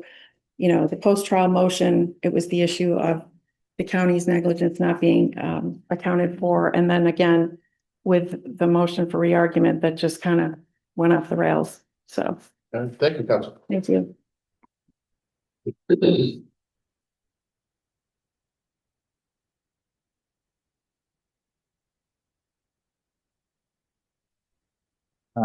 Good morning, may it please the court. My name is Peter Belauskis. I am here on behalf of the plaintiffs' respondents, Stacy and Robert Lampak in this matter.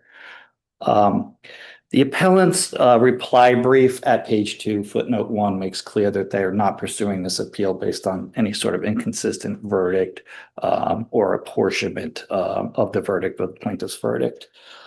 They make no arguments on the appeal that the verdict is against the weight of the evidence. And in fact, I think there was just a concession that they're not disputing the verdict as to their negligence. So that leaves the only portion of this appeal, the only argument being made with respect to the directed verdict between the defendant and the third party defendant in this case. Now, importantly, the plaintiff does not have a direct claim against the third party defendant in this case. And I would refer the court to our brief at pages 15 through 18, where we cite to the CPLR, which has provisions for this, 603 and 1010, which specifically allow for third-party actions to be severed from the main action. And that's within the court's discretion, usually when there's some sort of prejudice to one of the parties. In this case, I can think of no more prejudice than to nullify the plaintiff's verdict against the direct defendant that's not even being charged. So as long as the verdict stands, the judgment stands that you obtained, you don't care what happens between these two defendants, third party plaintiff and third party defendant. You're not really taking a position on that. You just want to make sure that the plaintiff's verdict stands. Correct, Your Honor. Any relief that is fashioned, we would ask that it does not nullify or require the plaintiff to retry its negligence case against the direct defendant. We believe We did that. in Lifeson, I believe, the Lifeson case that might have been cited versus Syracuse. We did what you're asking us to do here. I think we did that there. Correct, Your Honor. We would agree.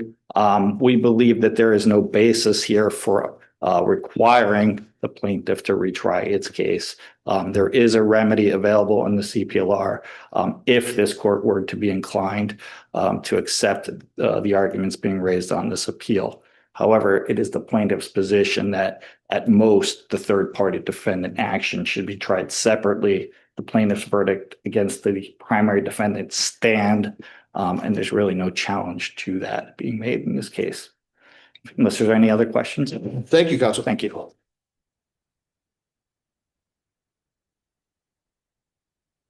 Good morning, Josh Lindy Fitzgerald, Morris Baker, First PC on behalf of the respondent, County of Lewis.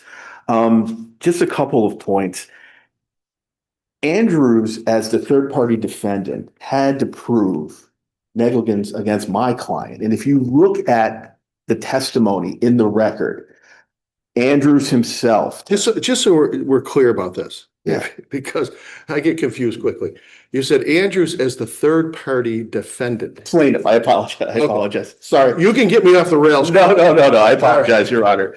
As the plaintiff, that's been correctly pointed out, the plaintiff has no direct claim against her employer, the county. Right. Okay.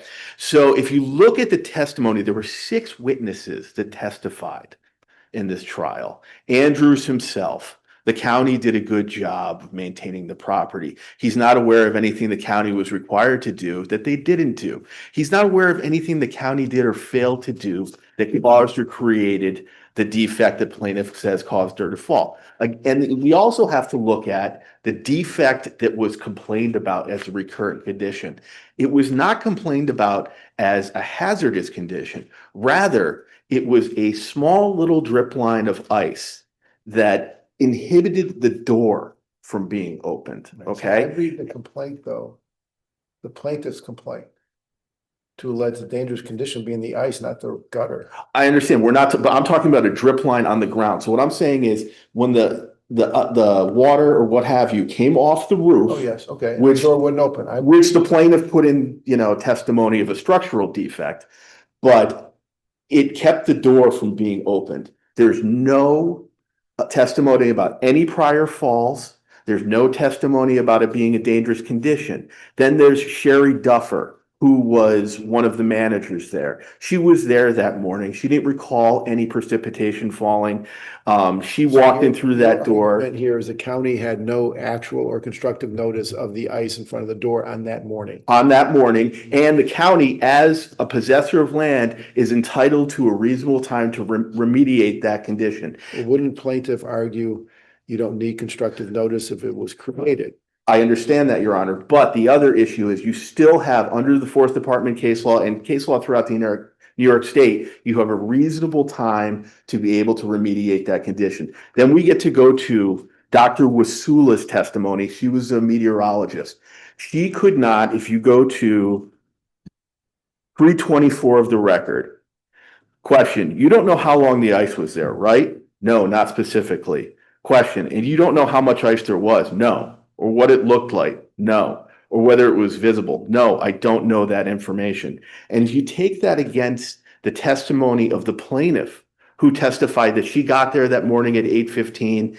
The parking lot was bare. The sidewalk that she walked up was bare. She did this little shuffling her feet thing that she'd always done to see if there was any ice, and she didn't notice it. It sounds like you're arguing lack of notice. Yes, I'm arguing lack of notice, Argument- and even if there was notice, there was not a reasonable time for us to be able to remediate that condition. But again, the argument on the other side is that it's a recurrent condition. You don't need notice. They created it. But it doesn't take away our reasonable time to remediate that. And all of the testimony in the record shows that there was nothing visible or apparent that day with a reasonable amount of time for us to remediate. Interesting argument. So, and maybe I have to take a harder look at that. The time to remediate, I envision, which we deal with all the time in this neck of the woods, right? Yes. Is a snowstorm. Exactly. You got to have time to remediate. You can't expect someone to go in the middle of a snowstorm and start shoveling and salting. The storm has to pass, and then they have a reasonable opportunity, whatever that is, and that's usually a jury question, to go out and remediate, right? Yes.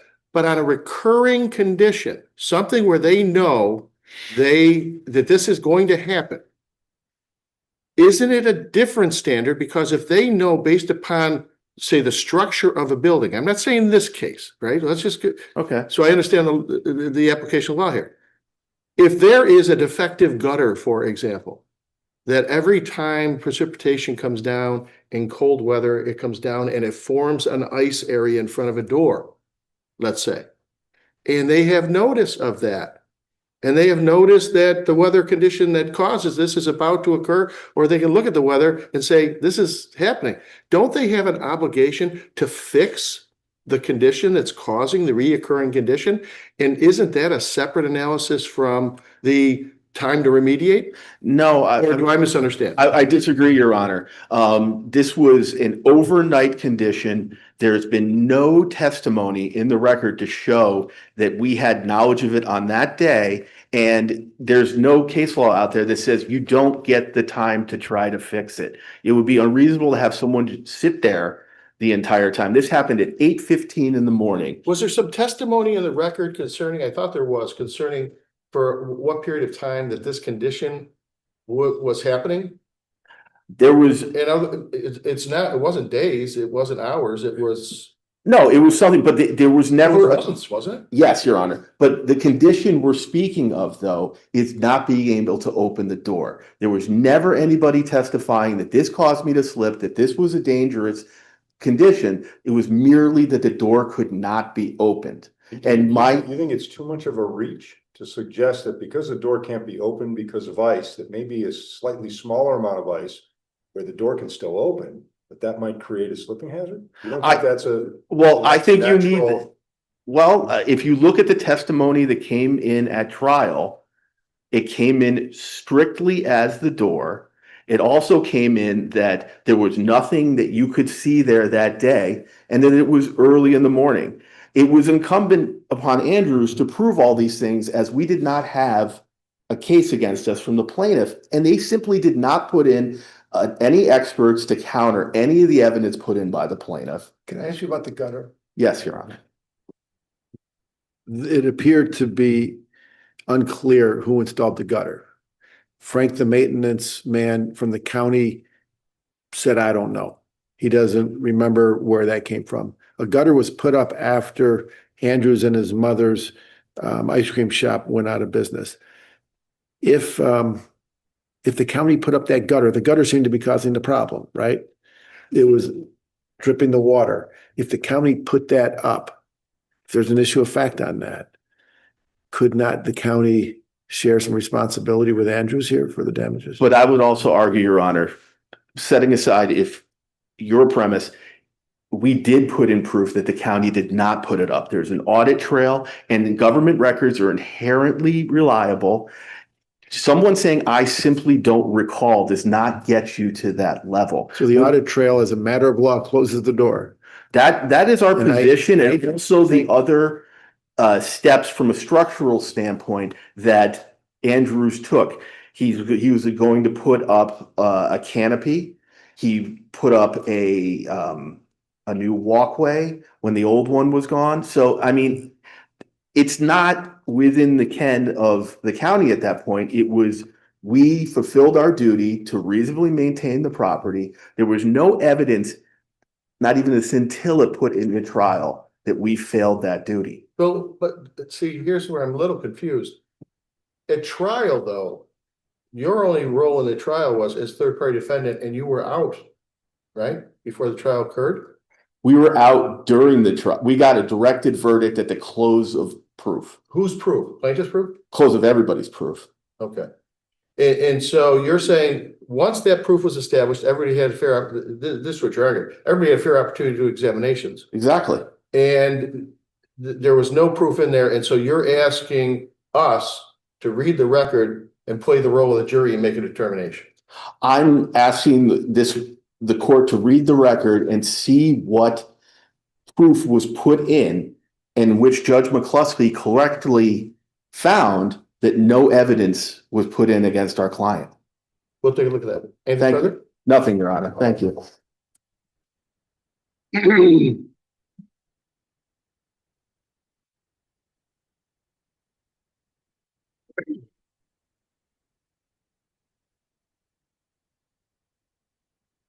Case 983, Rochester Police Locust Club versus City of Rochester.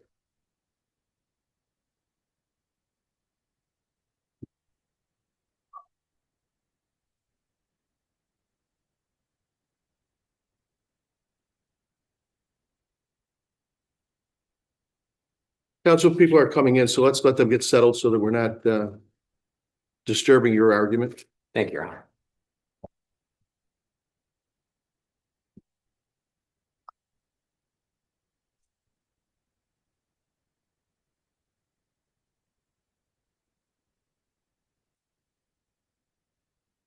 Council, proceed. Thank you, Your Honor. May it please the court, John Mancuso for the appellant City of Rochester. Locust 1 held that local law number 2 was unlawful, quote, only for the purpose of conducting hearings and disciplining officers, close quote.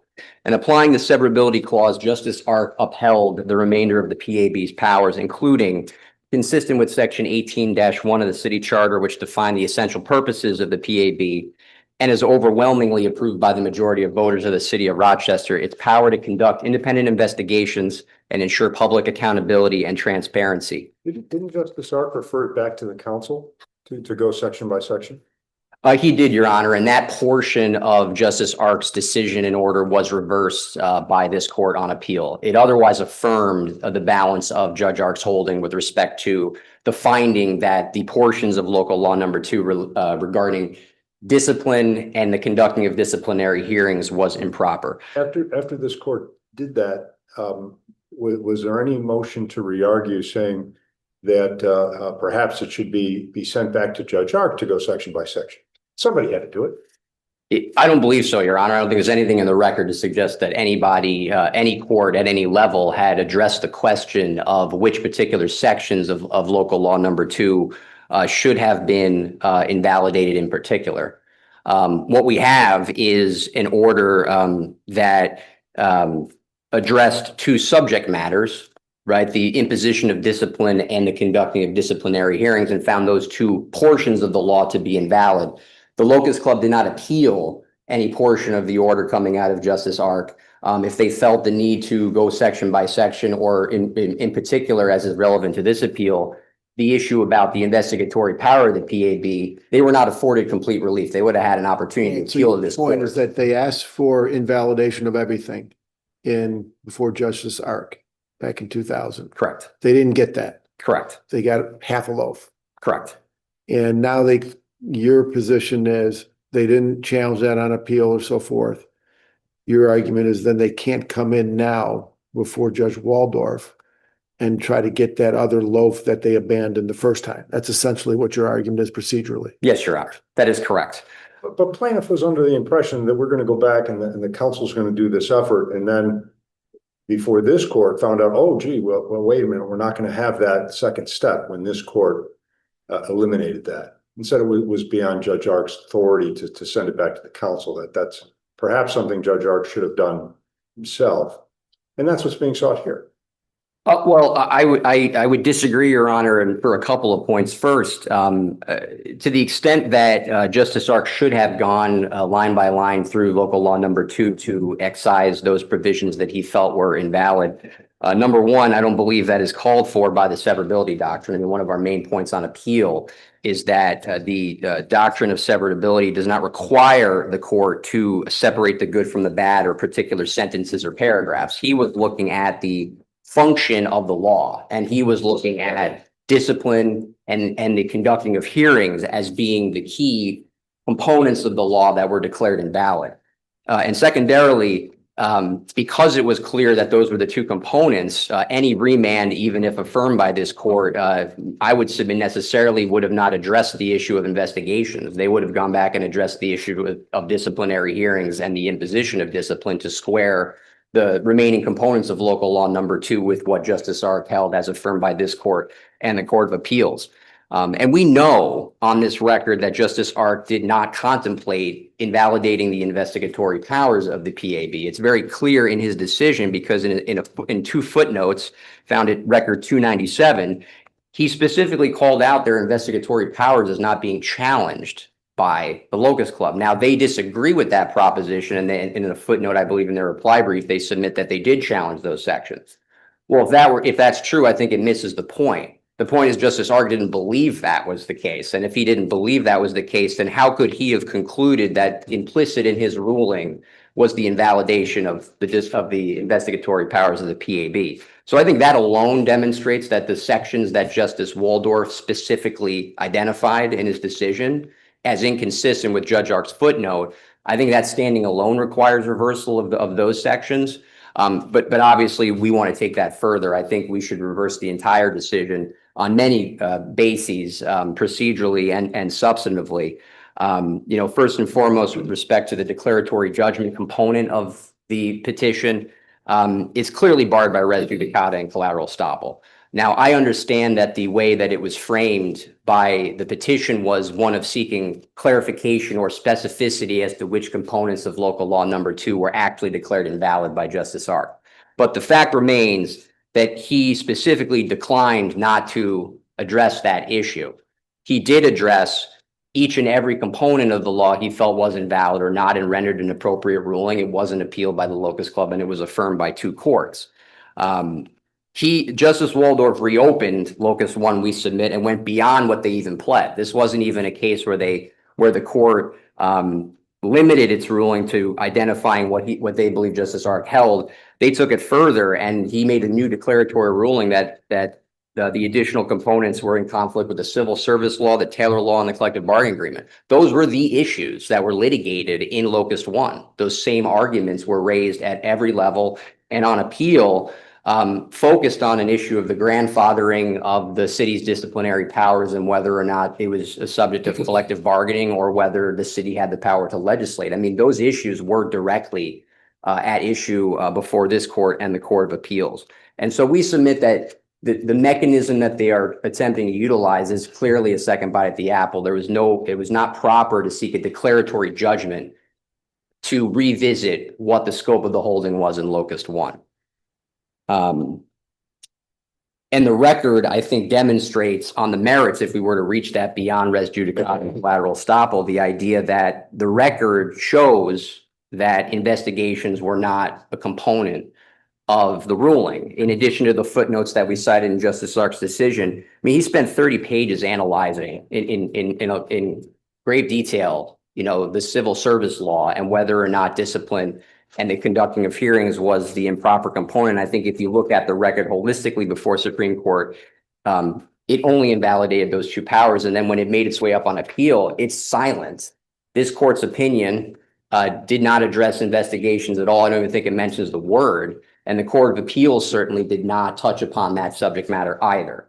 And should we view the correspondence from I think it was email from the Corporation Counsel?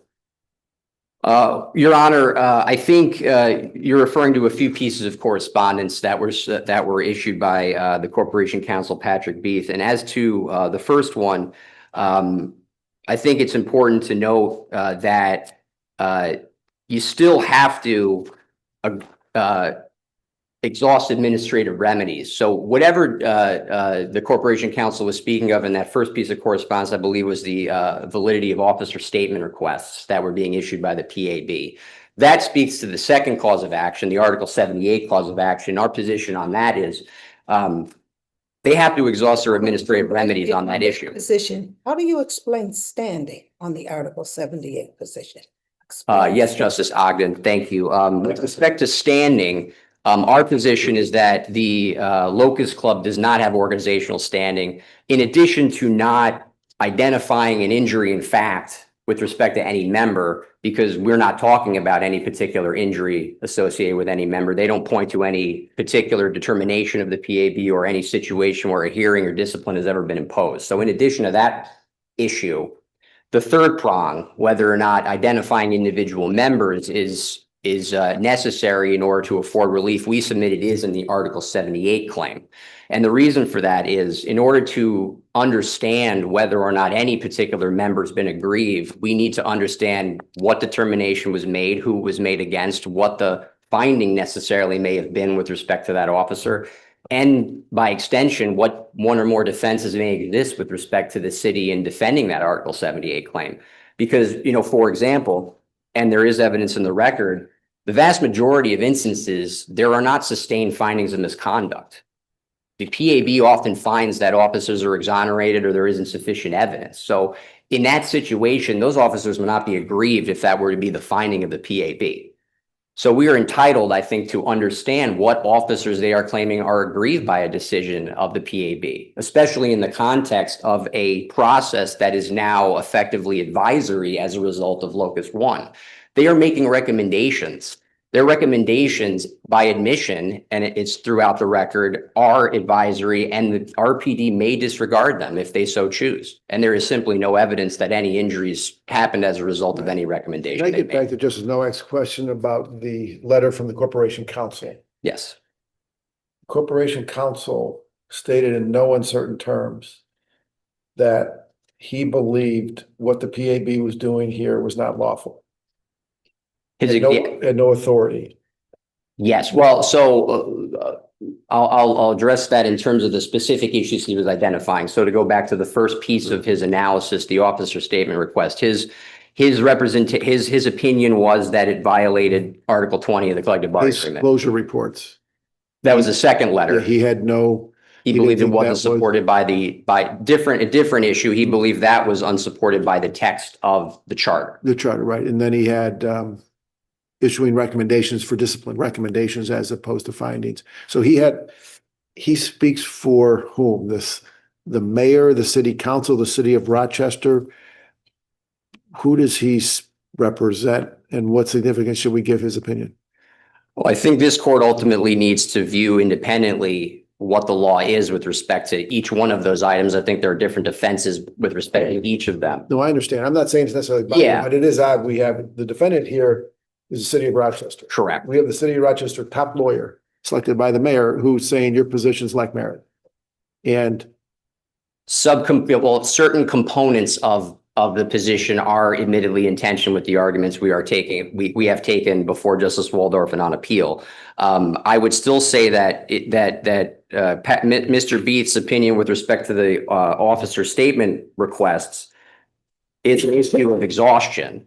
His position was it violates the collective bargaining agreement. If that's a true statement, then the remedy is to file a grievance and pursue that through the steps resulting in binding arbitration. We know this, and the Locust Club know this because they started that process. They proceeded to step B and then they abandoned it. And I think this court's decision in Judicial versus Town of Tonawanda is fairly dispositive on that point. You know, you have to pursue the grievance through its entirety before resorting to an Article 78 claim. So in that regard, if you accept that statement as being true, this is still not the venue for it. It would be the grievance process. With respect to the other issues, I would submit, you know, for posting of closing reports, 2 points. Number one, I think that Mr. Beath's opinion should be viewed in the context and the timing by which it was issued. That case was still pending, I believe, at the time. It had not been decided by the Court of Appeals, which otherwise affirmed this court. And secondarily, that I submit that the powers of the PAB are not just expressly what's provided in the charter, but anything implicit that would allow it to carry out its statutory purpose. And I think one of the critical components of the PAB's powers is the issue of transparency.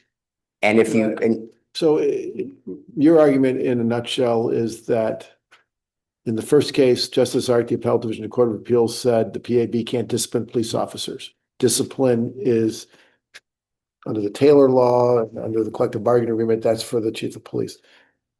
Investigation is a whole nother matter. Making policy recommendations is a whole nother matter. So if you're right, the PAB could subpoena officers in your view? yes, Could issue case closure reports? yes. Could identify police officers by name in case closure reports? I know you're not doing that, but you could if you wanted to. Yes. Why is that not being done then? They've made the policy decision that they are attempting to protect the privacy of those particular officers when they're posting those reports Why haven't publicly. they enforced subpoenas? They made a haven't they policy, compelled- well, I think first and foremost, and I don't believe it's in the record, but obviously the challenges by the Locust Club and the fact that this is impending litigation, they have been attempting to the fullest extent possible to carry out their statutory mission without creating additional issues while this case is Being pending. cautious. Yes. Makes sense, okay. Yes. A lot shorter and more articulate than my answer, but yes, that is effectively. Counsel, your the answer. time is about up. Do you want to wrap up, please? Yes, if I could just raise one additional point, and that's with respect to the finality. I just want to reemphasize again that because of Locust One, what we have here is a situation where what the PAB is now doing with its investigatory powers is simply one step now in an overall decision-making process. There's no binding denial of a right or obligation by the PAB because of its issuance of closing reports. There is always further administrative review through a 75 process that would be afforded to any officer if and only if the RPD were to decide to pursue those charges. And there's no evidence in the record that that has ever happened. And otherwise, we'd rest on our papers. Thank you, counsel. Thank you. Morning. May it please the court, Dan DeBolt for the Locust Club. Following the Locust One litigation, all provisions of local law number 2, which relate to police discipline, were invalidated. They've not been amended or replaced with any other authority. There's no statutory authority, not even arguably any statutory authority for the Accountability Board to be forming 3-member review panels, to be making determinations on allegations of misconduct, to be recommending penalties, to be creating case closure reports or releasing them. There was no fallback provision built into the statute where Would you agree here that Justice Art stated in his decision that local law number 2 is unlawful and invalid only for the purpose of conducting hearings, disciplinary hearings, and disciplinary officers? That was the scope of his hearing, of his determination with respect to discipline. He didn't say anything about investigatory powers. It was limited to discipline. That's what he says in his decision. in that specific sentence, yes. And I agree if you look at that in isolation, that you would say that's not covering investigations. I think if you look at a little more broadly, the context of the decision, first of all, he states any provision of local law number 2, which violates state law, is invalid. And we're looking at the Taylor law. So what violates the Taylor law is anything that conflicts with the collective bargaining agreement or which addresses a mandatory subject of negotiation. Many aspects of investigations touch on mandatory subjects or are addressed in the collective bargaining agreement. I also think it's important to look at the injunction that Judge Ark issued to be in place while the litigation was pending. And that significantly curtailed the Accountability Board's ability to do investigations, prohibited them from obtaining statements from RPD officers, whether voluntary or pursuant to a subpoena, and it prevented them from obtaining any non-public information. But Judge Art could have put that language in his final judgment, and he didn't.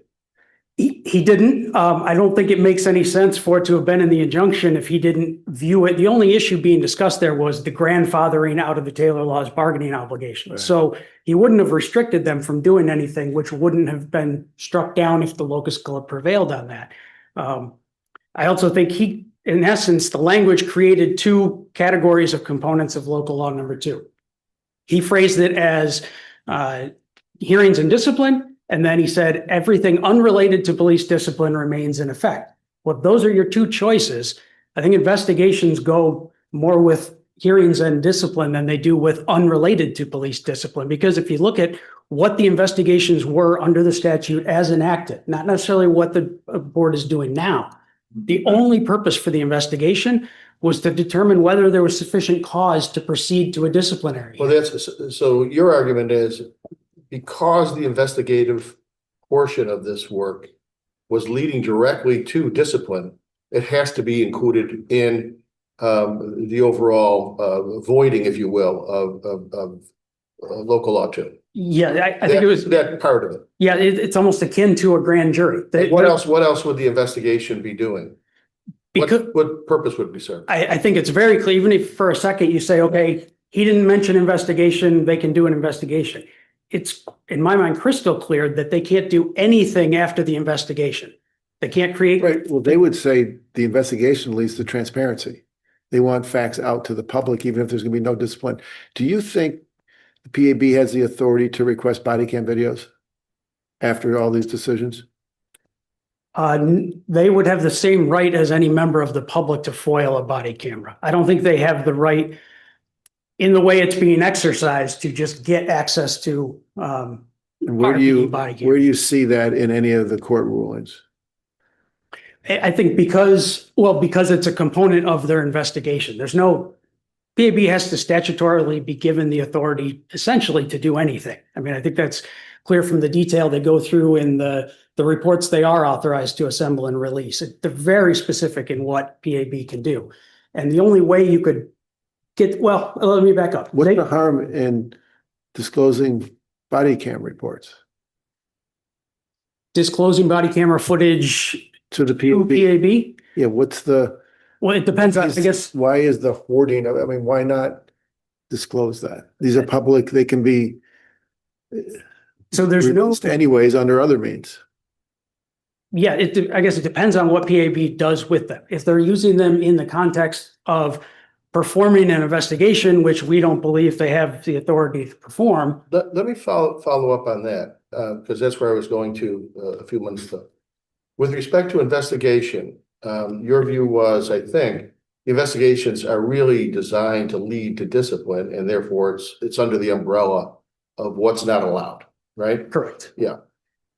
But the PAB has an obligation with respect to policy, setting policy, accommodating policy, right? Yes. And can they not do investigations to determine information, fact finding, so that they can be better informed before making recommendations with respect to policy? Sure. If the purpose for doing that investigation is to lead to policy recommendations to RPD, then that I think is a completely different matter than an investigation which is going to lead to determined findings of guilt or innocence on misconduct. Well, how do you know where the investigation is going to lead until you do it? Well, because they're putting together these case closure reports, they're having these hearing panels or these review panels, review investigations, make findings of sustained, unsustained, make recommendations of penalties, and then putting those out there to the public as if it's at the conclusion of some sort of a procedure that has due process involved. They're putting them out there unequivocally as RPD officers found to have committed serious misconduct. When you've argued in the brief that the case closure reports aren't authorized by local law too, that came about as a result of Locus One, that's, well, we're not disciplining officers. This is something new that the council perhaps could have authorized, could have amended the law and said, let's do case closure reports instead, but just didn't. And it hasn't been negotiated as part of a collective bargaining agreement or anything like that. What's your response to the city's arguments as well? But the general responsibility, the general duties that the PAB has, that encompasses case closure. I think it would be a different scenario if we're sitting here today with just legislation that created the accountability board and gave it the ability to do an investigation. Then maybe you could say, we're going to infer they were going to then release that information to the public. But here, that's not what we had. We had a much bigger statutory scheme that ended in discipline. And when discipline was invalidated, Now it's incumbent on city council to go back to the drawing board and put something else in place, not to guess. If they had known what the court was going to do, what would they have wanted? So right now, in your view, as a result of all this litigation, the authority of the PAB, they're limited to just making some policy recommendations. They can't conduct any investigations. They can't subpoena any officers. They can't see any body cam videos. They can't request any investigatory notes. They can't make any recommendations on discipline. They can't file case closure reports. So they just be sitting over there coming up with some policy recommendations of how to police. That's their Until city council. only thing they can do right now. Until city council does something different. They could give them what Syracuse has or something like that. Perhaps, but then at least they wouldn't be making up the rules as they went along. There'd be a statute that you could review and analyze. Anything else, Council? This could also be done through a collective bargaining agreement, correct? The next one, Yes. whenever it comes up. When is the next? I believe it's coming up. I haven't been involved in that. Any further, Council? No. Thank you.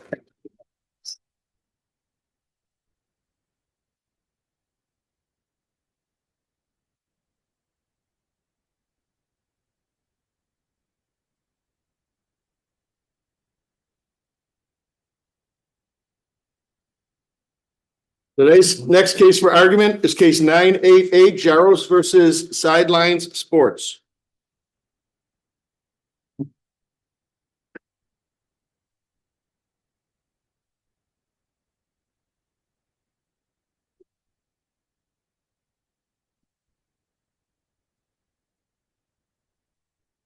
Council, we're going to wait for your opponents to come on board.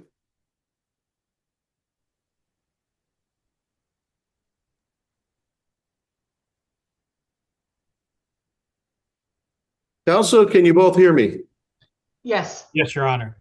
Very good. We can hear you loud and clear. Council, please proceed. Thank you, Judge. James Special for Front Row Sports.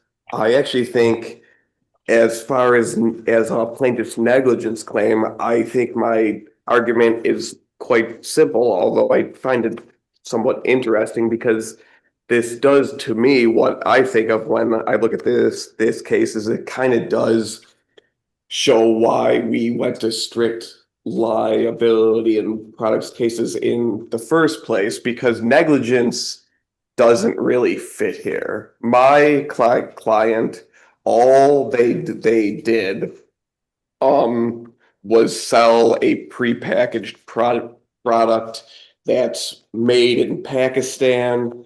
Your client owes the hockey superstore. Yeah. Right. And so your position is they didn't have any duty to look at that product or inspect it, or even know where it was manufactured. They could just put it on the shelf and send it out there, and they're free of any claim of negligence. Of negligence, yes. We're not challenging. We obviously still have the strict liability claim, which we never moved on. Because you didn't know, I think from the deposition testimony, your general manager didn't know where this product was made or who made it. Sure. He just put it on the shelf and sent it out there. Right. But look. When you put out a defective product on the shelf and just send it out, don't you have a basic responsibility to make sure it's okay? Well, it's prepackaged. I mean, I would get into how would you do that, particularly with this type of product. I mean, if you open it, no one's gonna ever want to buy that in the future. You got your first box. Bear with me for a second. Okay. New manufacturer, new relationship, never dealt with before. First box comes in. It contains, let's say 40 of these athletic cups. And your retailer pulls out one, opens it up, pulls it out, looks at it, and realizes instead of made to some hard conformed, strong material, it's made of, I don't know, cardboard. Okay. Right? And he went, oh my gosh. Well, that one's no good, but I can put the rest out. You wouldn't agree with that, right? He's done an inspection. He's realized that this is a potentially dangerous product that's defective. He now goes back to the people he's dealing with and ships them back and says, no. right? Sure. Okay. Okay. Is there any evidence in the record that your client did any of that? And does there need to be? Well, I would say that there doesn't need to be in this case because I think it's quite a bit different here because they had sold these products for quite some time. There's never been an issue with them. And I think in that particular case, it's different because you're thinking, look, this is a prepackaged product. It's not like if I found one at first, but we've been selling them for a long time and knowing that once you open it, you can never sell it. What if there were a recall on these particular athletic supporters in the past? Would that not create at least an issue of fact for the retailer? If there was a recall on this particular product. A recall saying, hey, look, these are defective, they're not holding up under stress, people playing hockey. There's a recall and your client that continues to sell them. Is that not some negligence there? Yeah, I mean, I think so too. And your client, I think it's a burden of proof issue is if your manager had said, yeah, check for recalls or no recalls, then he meets his burden. But at trial, they're going to have the burden, right? But here, your client doesn't. I think the allegations of negligence are failure to inspect, which I agree with you. I mean, it's kind of hard to inspect packaged products, every single one of them. Failure to do testing, that doesn't sound very realistic. But the recall, your client didn't meet the initial burden of saying there was no recall. So they're saying you don't win on summary judgment. The burden doesn't even shift. That's their theory. Well, I mean, that to me sounds like we would have to prove a negative in a way, right? Because yeah, I get that. But although I don't know if you just testify under oath or submit an affidavit, as we have looked, I was not aware of any recalls. I've since checked the records wherever they keep records of recalls. There's no product recalls for this. And that would probably be enough to meet your burden. But on the inspection, I think you might be on more solid ground. But Justice Whalen does raise a situation where maybe a duty to inspect would arise, and there's no evidence of what your client's employees did to inspect these things. well, yeah, I mean, I would say that there's just no requirement here because I mean, now if we were talking about the other claims for strict liability, sure. I mean, we're not contesting that here because we didn't move, but here, I mean, there are a string of cases that just say putting a prepackaged item on a shelf is not negligence, which to me is kind of the reason why we went to strict liability for the retailer. I get it. The last point though is that it seemed like at summary judgment, the theory of liability against your client for negligence was that they were stored incorrectly. The product was not stored properly inside the store.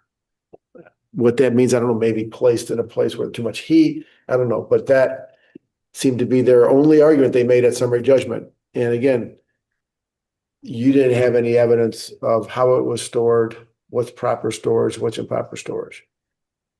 So they would say you didn't even meet your initial burden on that issue either.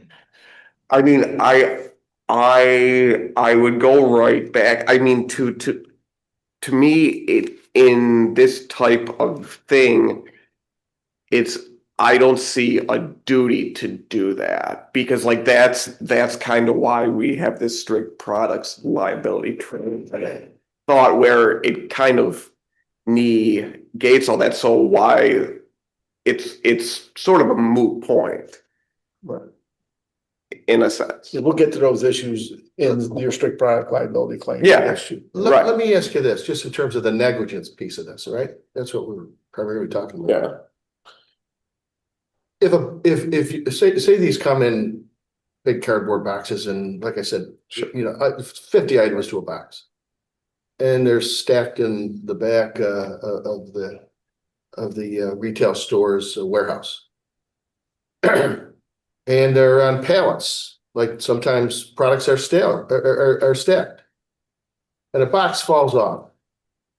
A high pallet drops to the ground, the cardboard gets banged up and the product inside gets banged up. Does the retailer have an obligation in that circumstance to inspect the product in the banged up box before putting them out on the shelf? Or can they simply say it's unreasonable because if we open it up, we're not going to be able to sell it?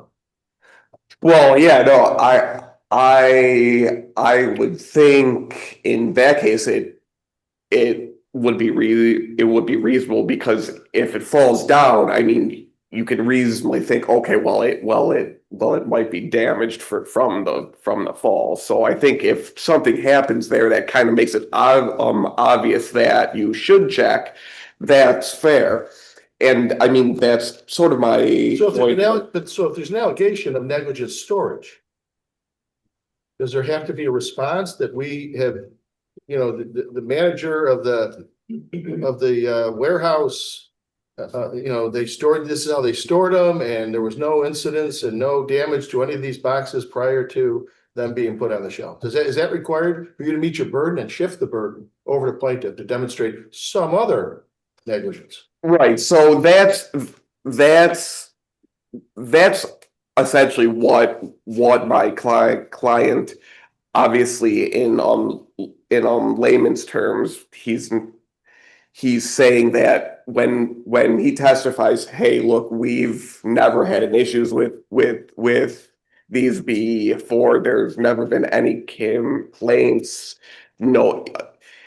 That's essentially what he's trying to get at, is that we didn't know of any issue of any kind with this merchandise. If there had been anything there, hey, I saw one fall. If there had been any reports that any prior one was damaged, then I think it's fair to say. So in fairness, you're saying, look, we met a global claim between a complaint and a bill of particulars as to improper storage, with a response from somebody who knew, who said these were all stored properly. We never had any complaints about them. We never had any issues with them. And that satisfies your burden to shift, and it's then up to the plaintiff to respond. Yeah, that's what I would say, which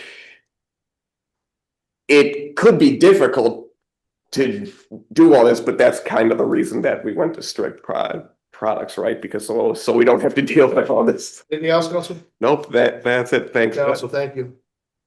Counsel, please proceed. May it please the court, Tiffany Kopaz on behalf of Kyle Jaros. Your Honors, this is a finite issue on summary judgment on the negligence claims, independent of the design or manufacturer.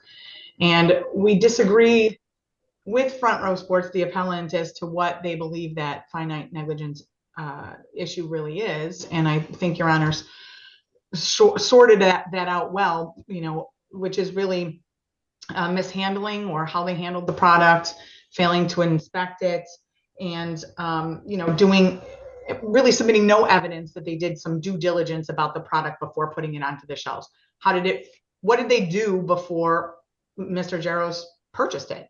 And that proof maybe it was exposed to extreme heat or something, or extreme cold, frigid cold. Maybe let them outside. It's always that something we know. It was either this supporter was either designed defectively, manufactured defectively, or something untoward happened to it on the way to the plaintiff. And that's what a jury is supposed to get to, if unless summary judgment is granted. But we have no idea here, is what you're saying. Correct. And I think that Judge Panapinto correctly stated that there is a duty. The courts have found in New York that there is a duty by the retailer. Certainly potential liability could be asserted against a retailer if they've mishandled the product, or they fail to warn or disclose of a dangerous condition or a defect that they could have with reasonable inspection found. Did plaintiff request through discovery details as to how the product was sold before it was purchased by the plaintiff? Yes, and in this case, and I was, one of the points I was going to get to is that there's no evidence of even when this was ordered, when it was shipped. Neither of the defendants were able to produce a shipping, receipt or package. What happened from the distributor to the retailer? Like, nothing is in the record, and so that's part of the problem. And it is important to note that we're not asking, this isn't a can of tuna, where we're asking them to open every can of tuna to see, if there's something dangerous with it. It is a product that is designed to provide impact protection. So if this product was compromised by how it was handled and stored, like Your Honor suggested, extreme temperatures, dropping, warping, stress in how it was handled. I mean, we as the plaintiffs are not required to guess at what happened on their loading dock or in their. Well, counsel, let me stop you there just for. So what you're saying is, on a motion for summary judgment, that's their burden to eliminate those issues. That's not your burden. Your burden is going to exist at the time of trial before a jury, demonstrating to them where the problem lies. That's what you're saying, right? Correct. Yeah. Correct. Okay. All right. Very good. And unless Your Honors have any other questions, we'll rest on our papers. No other questions. Thank you, counsel. Richard Bogle for respondent appellant. Can the court hear me? Yes, we can hear you. All right, I was worried about that. I would just echo everything that plaintiff said, so I won't bother wasting the court's time doing that. I would rest on my papers, but welcome any questions the court has. No questions, counsel. Thank you. Thank you, Your Honor. Thank you. Case 989, Hicks versus Unitrin Advantage Insurance Company. Your Honor, counsel checked in, but is not on the Zoom call. We did call, but no answer. I'm sorry, Mike, say that again. Are they on a call so we can hear them or not? No, she checked in, but is not on the Zoom call. We did try to reach her by phone and she did not answer. Very good. So we're going to deem that case submitted. There was only one person scheduled to argue anyway, correct? Correct. Yeah. Yeah. Thank you.